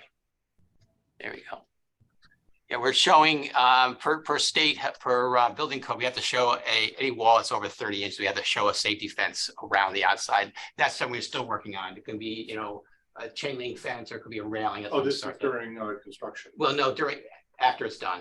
We have to have some kind of a safety fence around the property. But this area here, this part of the wall here is only a couple of feet tall, so we don't need one there. So we're starting it where the wall starts to increase in height, then that safety fence will go then. Again, we still haven't picked out, maybe a railing per building code, or it's going to be a safety fence 4 foot high or so. Kurt's a tasteful guy, so I'm sure it'll be a stockade. Yeah. Thank you. You're welcome. Thank you. Anyone else in the audience right here? David, is there anyone online who would like to ask a question? I see a Paula Antonini with her hand raised, Yes. Madam Chair. Thank you. Paula? You're on mute, Paula. Yes, There I you just go. had to shut it off. Paula Antolini, 19 Jacobs Lane. I have many concerns about these retaining walls and also the method by which you're required to build the buildings on certain slants of the grading. What are the state requirements? What are the materials? What kind of block is it? What is the soil made out of? Do you have to put, I'm going to throw just a lot of questions out because there's a lot of concerns. Do you have to put special steel posts in to hold up the buildings? I didn't see a side view that's satisfactory that really shows exactly what these retaining walls are going to look like. The size of them alone is enough to make me want to see exactly what you see from Greenwood Avenue close up. Like as if you're standing in the lower parking lot. You're having 2 retaining walls. I believe one was 11 feet with a 4 foot fence on top. I understand you're having these beautiful plantings, but I'm just talking about the structure alone and what the laws are, what you have to go through, special engineering plans, I'm sure, for something that's over a 2 foot wall is a lot different than a 11 foot wall. Things like that. So those are my concerns, just that the soil and the retaining walls and all of that is enough to hold up these buildings and a lot of cars. And my other concern is the visuals from that side of the property. You're talking about chain link fencing now. And in my mind, it's sort of looking like a prison. I don't mean to be funny, but we're not seeing what the actual visual is going to be. You're showing a lot of aerial shots of the property. We're talking about a lot of plantings, but I think the real issue here is the strength of the soil, building materials and all of that, and what the laws require. That's what I'm asking. Thank you very much. Ordinarily, we hear from all the members of the public before we respond, so. Fine. Is anyone else there? David? I'm not seeing any other hands raised this time, Madam Chair. Oh, no, as I say that, Diane Ryan has raised her hand. Okay. Diane? Hi, I have a couple of comments. Your name and address, please, for the record. Diane Ryan, 13 Karen Drive. Thank you. Couple of concerns. One, in order to do this, you're going to have to basically cut down and bulldoze all of the trees that are there currently, I'm assuming. So that's going to make the whole area quite prone to erosion. I know that you said I know they typically have the orange fencing around it, but my concern is during however long this is going to take, there's going to be a lot of rain that's going to, have that go down into the parking lot. The elevation that you show from the east, I know you were trying to do 3 different buildings with 3 different exterior colors or whatever, but the elevation from the east looks very boxy to me. I'm not sure how you're going to make that look a little less boxy, because I know you're trying to do that with the elevation from the front. And then another question was, I don't see any washer dryers or anything in the units. I'm not sure, it's kind of hard to see on Zoom. So I was wondering whether you were going to have that for the building in general. I didn't see anything. Normally on these, you would show what the turnaround radius is for fire trucks and things like that. So I don't see that unless you're just assuming they're going to do it from the Dr. Mike's parking lot area. The other question was the 5-foot difference that you have between the two retaining walls. Is that going to be enough space for the roots not pushing against the 11-foot fence that's down below it? You're talking about a crabapple and arborvitaes. Crab apples can get pretty wide. So I don't know if that's going to end up pushing against the 16-foot fence. So I guess those were my concerns. And the sandy soil, it's a little less firm, and I don't know whether there's any rocks in there. It seems like there are some rocks, whether they don't need to be blasting or anything like that. So those are my questions. Thanks. Anyone Next, else? I'm seeing a Cynthia McCorkindale, Madam Chair. Hi. Yeah. Can you hear me? Yes, we can. Okay. Cynthia McCorkindale, 19 Elgin Avenue. So I just wanted to confirm that these are 1-bedroom apartments and there's 1 2-bedroom apartment and 30 parking places, and the total number of units is 30. I just want to confirm that because it was been a long meeting. So that's all. Thanks. Thank you.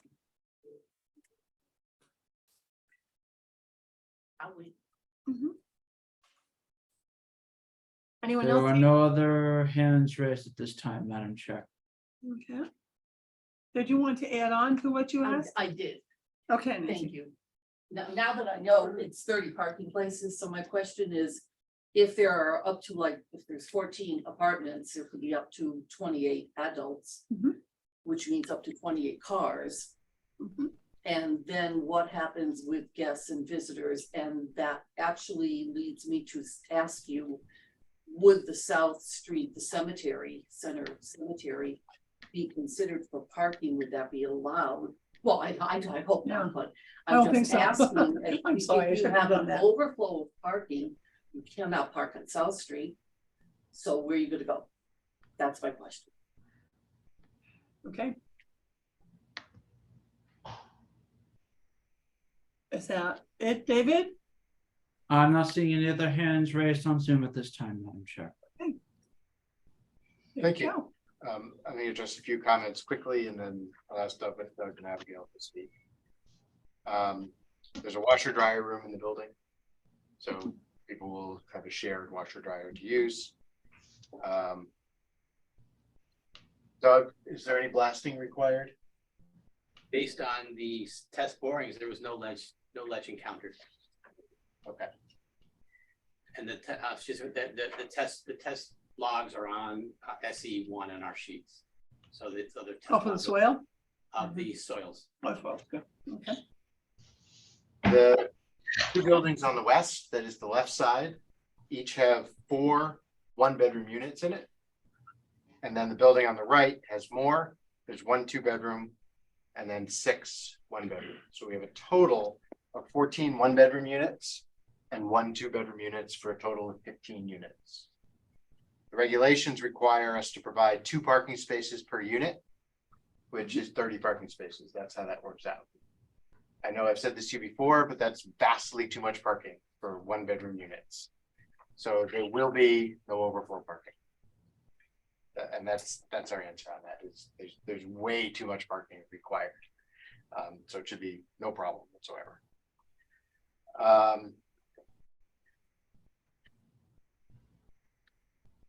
Doug, let me have you run quickly through your E&S plan for during construction.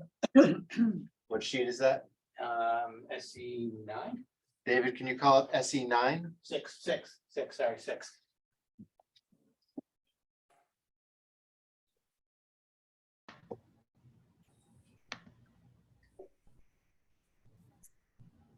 So during construction, it would assume that we would start with the lower wall bring in, put the silt fence up first around, clear the property, put the silt fence up, remove the stumps and all that. The soils are sandy, so we're not looking at having a lot of erosion. If it was more of a silty sand, silty soils on a larger watershed behind it, we'd have more likelihood to have erosion going on. But because they're sandy soils, we don't expect to have that much erosion going on. Plus, it's a small watershed. The watershed basically is at South Street there, because that's a curved street there. So we're not getting water from the south going across our property. Anything that occurs is going to occur on our property itself.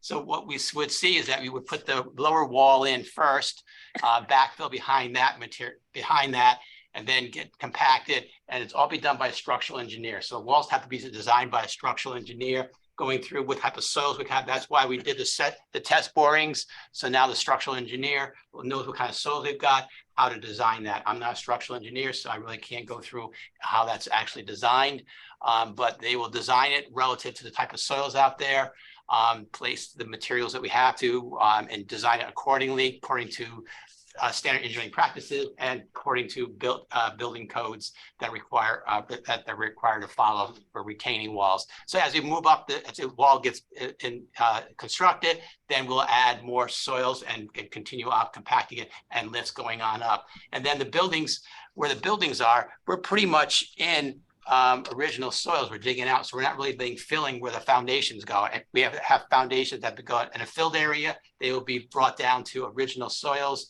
and structurally designed accordingly, and then backfilled with structural materials within the foundation walls themselves to provide a sturdy foundation for the vehicles and for the structure themselves. Thanks, Doug. Yep. David, can you call up the landscaping plan?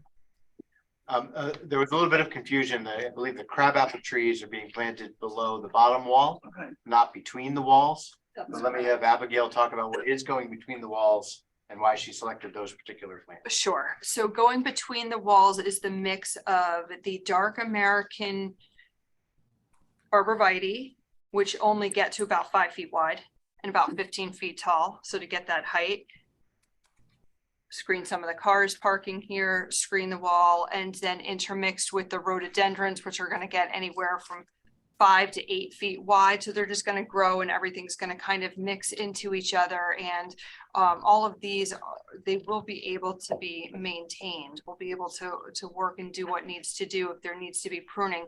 The crab apples are placed on the lower section of the wall. They are spaced, I'm going to say they're probably about 8 feet or so off of the wall, and they're going to get about anywhere from about 15, 16 feet wide at maturity. There's different sources say different widths, anywhere from 6 to 20 feet wide. So it all depends on the actual tree and the growing conditions and things like that. I expect them to get about 15 feet wide. So they're going to probably end up just be touching the other trees here. Everything's going to grow together nicely and as it should, as it matures. And the roots of the plants between the wall? These retaining walls, I'm sure Doug can also talk about the engineering, are going to be engineered in such a way that they're going to be able to handle not only the forces of the driveway, the buildings and all of that, but they're also going to be able to handle the root systems. We've made sure that, 5 feet is the minimum width that we'd want between those. That's what we could get. That's what I could get. That's what we've got. We're going to make sure that there's enough soil, probably 24 to 30 inches of topsoil, and the roots are just going to grow and intermingle with each other, and we shouldn't have an issue. Thanks, Abigail. Thank you. I think that responds to all the questions and comments that we heard. There was just one item, if I can help fire move the hearing along. Oh, and that fire dealing marshal. with the fire marshal. We haven't had a comment back from the fire marshal. We're waiting, Do you have any you're comments? waiting for comments from the fire marshal in order to respond to that. That was it.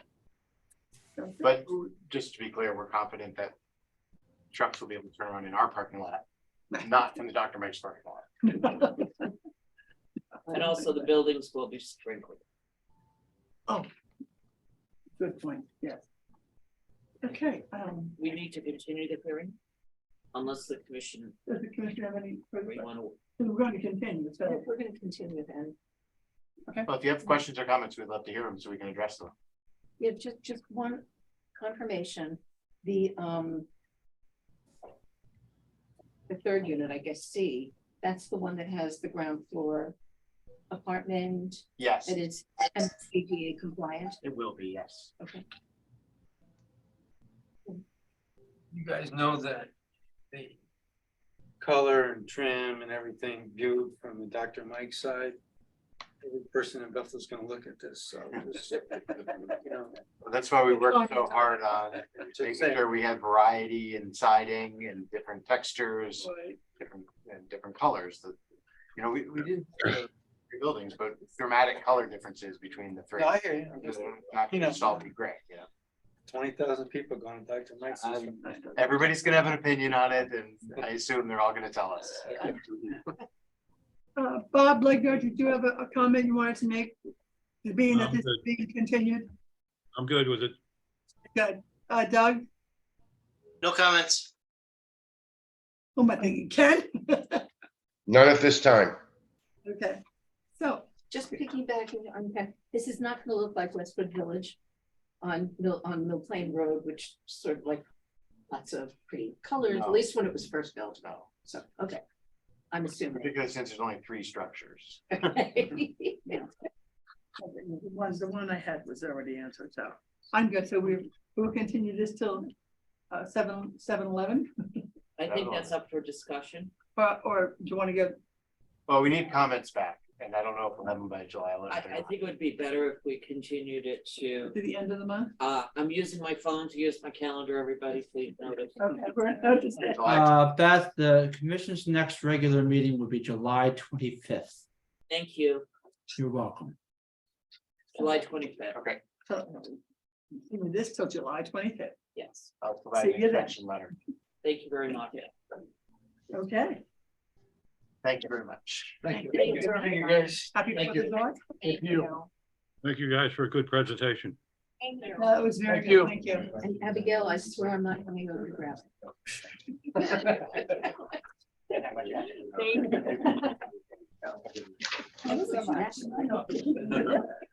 Thank you. Thank you.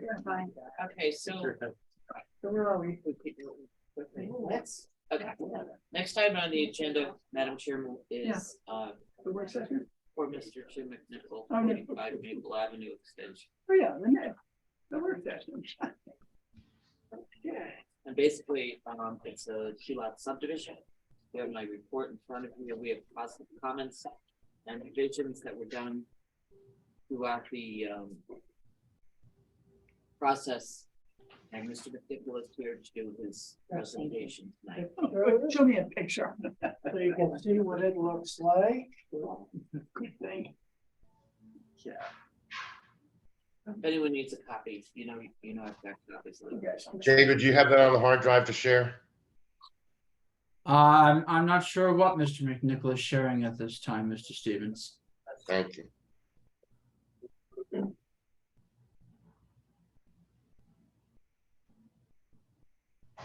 Does it speak like a county? It's the old Barney House. Oh, I'm used to Zoom. Last time I was here, there was no Zoom. Mr.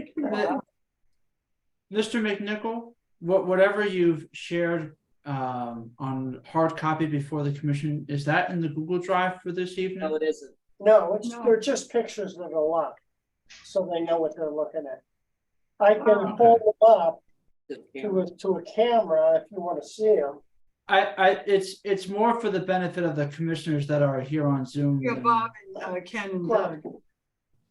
I can hold these up. Can you see me? I don't know how this Zoom works. You're in the top. Yeah, left. that's, yeah, and Mr. McNichol, or Jim as I know, that's not gonna help, buddy. Even with glasses? Even with glasses, Sit closer to the computer. I can't get much closer, Bob. Okay. All right. This is a picture of the lot on Maple Avenue. The first and second picture is of the lot. So I took these so you'd know what you're looking at. You can't really tell from a map. Let me go to my notes here. This is a 3/8 of an acre lot in a 1/4 acre zone. I don't know how to bring up the site plan. David, could you bring up the subdivision map? Yep. David will bring up the subdivision map. I will pass out subdivision maps to members. Okay, you said it was a 3 acre? 3/8 of an acre 3/8 of in a 1/4 acre zone. This is really the only one that I want to talk about.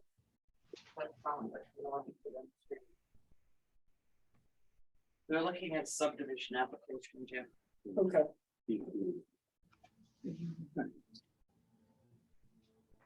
So can I just confirm, the house is also 45? Yes, the house is number 45. Okay, so We can this get would, you. This would be 43, 47. oh, okay, I'm not sure how the numbers go. oh, okay. All right, understood. This is an existing house with a garage and a shed in the back. Right, They're both about 3/8 of an acre and a 1/4 acre zone. got it, thank you. Because I drove by today and I thought, wait, Okay. if that's 45, what's he doing? Well, that's why I brought pictures. I didn't know if Excellent, no, it's good, everybody had time to. it's good. So, the lot meets the zoning for that area. Should I show the engineering? Yes. I'm sure this is on, It's on Zoom. If you look at the screen, you'll be able to follow. Oh, it's along. on Zoom. It's the revised drawings of 6/8/23, I believe, David, is the date. okay, These drawings have a revision date of June 8th, 2023. Okay, so that's correct.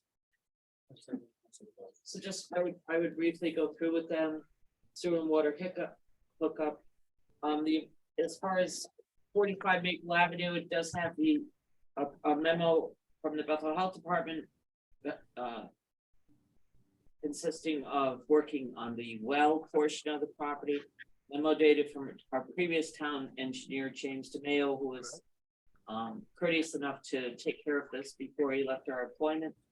And also a memo from Tom Vila, the Director of Public Utilities, in regards to sewer, I believe.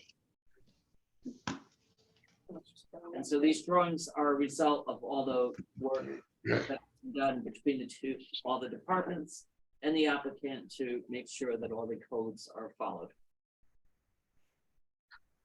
Plans are available on the table if you need to look at them. Jim has them. You leave on the over there. Okay. Do you want to walk them through some of it, please? I'm sorry. No, this one. yeah, let me open this up. There you go. Sorry. This is the proposed house on the new lot. The engineer did retention back here. What sheet are you showing, Mr. McNichol? The second sheet, right there. Right. Okay. Debbie, can you make it a little larger? Thank you. Cool. So engineer has the retention in the backyard, the well is in the backyard. We will connect to the sewer from the front. The existing house has a sewer connection that comes in through the front. The existing house has a well in the back. We're talking about building a house that's just set back from the house next to it. So there's a little depth as far as the houses on the street. And there's a picture of a house. This is your house, right? That's the one I built Oh, on Benedict. Benedict. I'm gonna build the same type of house, which is consistent with what's in the neighborhood.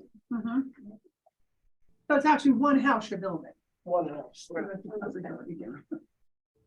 And going back to the first picture with the big tree, what we're planning on doing is just taking one branch off. And we're gonna replant this tree here in the backyard. And we're trying to keep as far as we can away from this tree because we want to keep it. Yeah. Gotcha. The proposed house has a garage in the front versus on the side in this picture. Yes. Yeah. Yes, but that's a much wider lot. You're able to come in from the side. Yep. So basically, that's what we're gonna do. Any questions? I mean, pretty straightforward.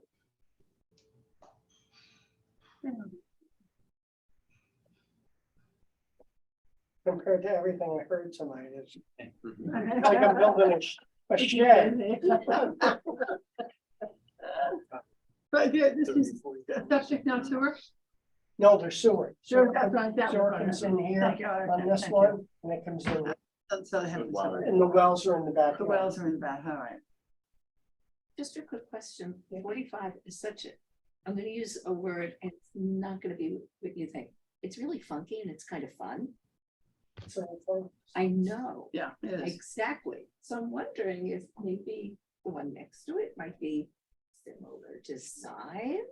Because it's just people so don't want cool. farmhouse. People don't. You know what? 1 out of 20 people wants an old farmhouse. No. Yeah. It's just the reality. Because it's, I mean, to have that kind of structure. Yeah. I get it, but I know they want their colonial or they want their racetrack. Yeah, I got it. That's too And bad. you have to go with the market. I understand. Maybe paint it red. Can't be red, because Not it's right red, next to red. Red. All right, it'll be a different red. But not a clash. Right, not a clash. Okay. Any questions here? Any questions? But they can't, well, they can see the other. They can see the plan. Yeah. You see the plan, right, Karen? It's in the draft. Any questions there? From the Yep. from the Good Zoom for me. viewers? Madam Chairman, if there aren't any questions, I would ask that you take a consensus of the commission. Okay, for the next commission meeting. members, do we have a consensus? I have a consensus. Bob, Yes, Okay, yay? Doug Cuny, Yes, okay, Penny, Yes. we have a consensus, Thank you. there we go. Thank you, Jim, for waiting. Thank you patiently. very much. I For your just, I patience. didn't know how the meeting was gonna juggle, as I said in my email. You know, I'm sorry. I had my this, baby's just I going. know. Glad to get done. And I'm Thanks for glad, my color glossy. Yes, it's really nice. yeah. I'm glad Very I'm not doing big projects on Zoom. I am too, Jim. The questions? I can't see you on Zoom. No, I'm not a politician. The next item on the agenda is the Economic Development Commission. thanks, Jim. Thank you. I want to thank everybody. Good night. Good night. Right, To lot sales, since we have the first selectman here, why don't we entertain and let him Go on. entertain us with his. Entertain us. If you look on the screen, Dan, you'll see I put up the subdivision map. Also showing highlighted the areas. Oh, this two is the lots that are Trowbridge? being sold. Yeah. Yes. Yes. Okay, so thank you very much, Madam Chair. If you take a look at the what's on there, the first one is lot 21 Trowbridge Drive, 21 Trowbridge Drive, lot 2. Yeah, you're zooming in on the right one. There you go. So the buyer has put forth an offer, a cash offer. The company is Clar Studio Windows and Doors. We have an offer of $500,000 cash with no mortgage contingencies. Clar is a manufacturer's custom and European windows and doors, has markets from Boston to Miami, Connecticut, New York, New Jersey. They also work out in Florida. The building they're going to eventually build out here is going to be about 40,000 square feet. Phase one will be 15 to 20,000 feet, and they'll go on from there. They figure they're about 20 full-time employees. So if you look at the numbers, I don't have them all in front of me, but this is going to average out to about $161,000 an acre, which was significantly higher than what the EDC had proposed, or we thought we were going to cost at. Wonderful. I'll go to the next one too. The next one to the left there, that is 23 Trowbridge Drive, lot 3. Now, actually, it's the same owner, but this one is actually under the owner's name. They have a $725,000 cash offer with no mortgage contingencies. The website is Skyview Builders, if you want to look them up at some point. They do full service design and company, a building company and high-end customs residencies, estates market of Fairfield County and Westchester County. So very high-end homes. They're proposing eventually a 69,000 square foot building here. The first phase would be about 40,000 feet, and they would have 18 full-time employees. Again, this is in line with about the $161,000 per acre, which was above. Now, just kind of, and again, round numbers, I don't have all the numbers with me. When the town went with this, the town's investment in this whole thing was $773,000 basically. And I think we had another $600,000 from the state, but town part of this will be recouped by the $750,000 sale alone. And so if you look at it, it's definitely the EDC has done a good job here. We're going to get that money out of it. EDC actually owes the town back a little bit of money for some of the other things managed in the park, but at the end of the day, it's going to be a win-win on these two properties. And keep in mind, we have two more after this. Yeah, they will fall out. Yes. Yes. I'll also. Oh, go ahead. No, I was just going to remind them.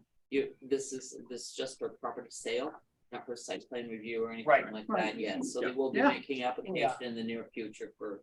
And just so you know, your piece of the process, what basically is required is a review by P&Z, which is what we're doing here. The Board of Finance signed off on it already. The Board of Selectmen has scheduled a public hearing for it next Tuesday evening at 7 p.m. Following that, if everything goes good. Next Tuesday? Next Tuesday, yes. Sorry, Wednesday, the 5th of July.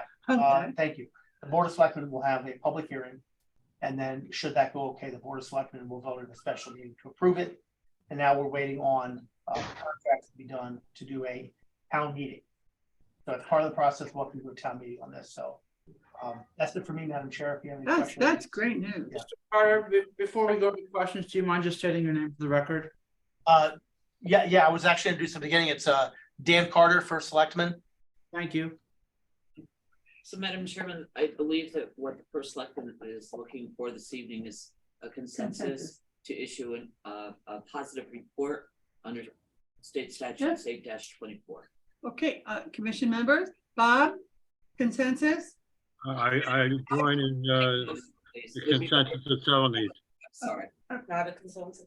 No, let's make it official. Please make a motion. That was my A motion to accept my mistake. the two offers for on Trowbridge. No.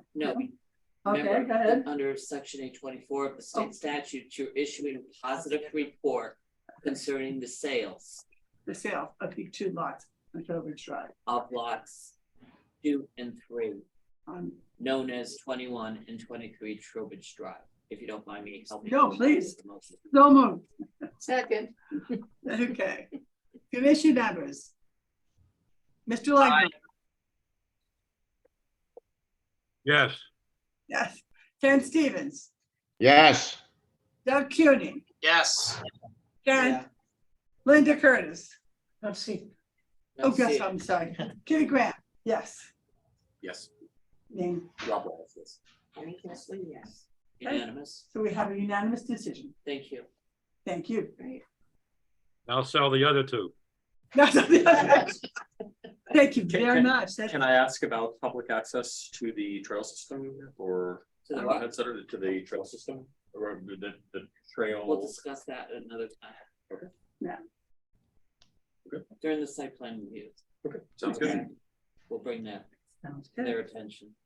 We don't- Next item, as far as on the commission, Madam Chair, was staff report, and the only thing I wanted to bring to the commission's attention is that in your email, you will find a memo from the First Selectman regarding executive session. It was sent to you all individually.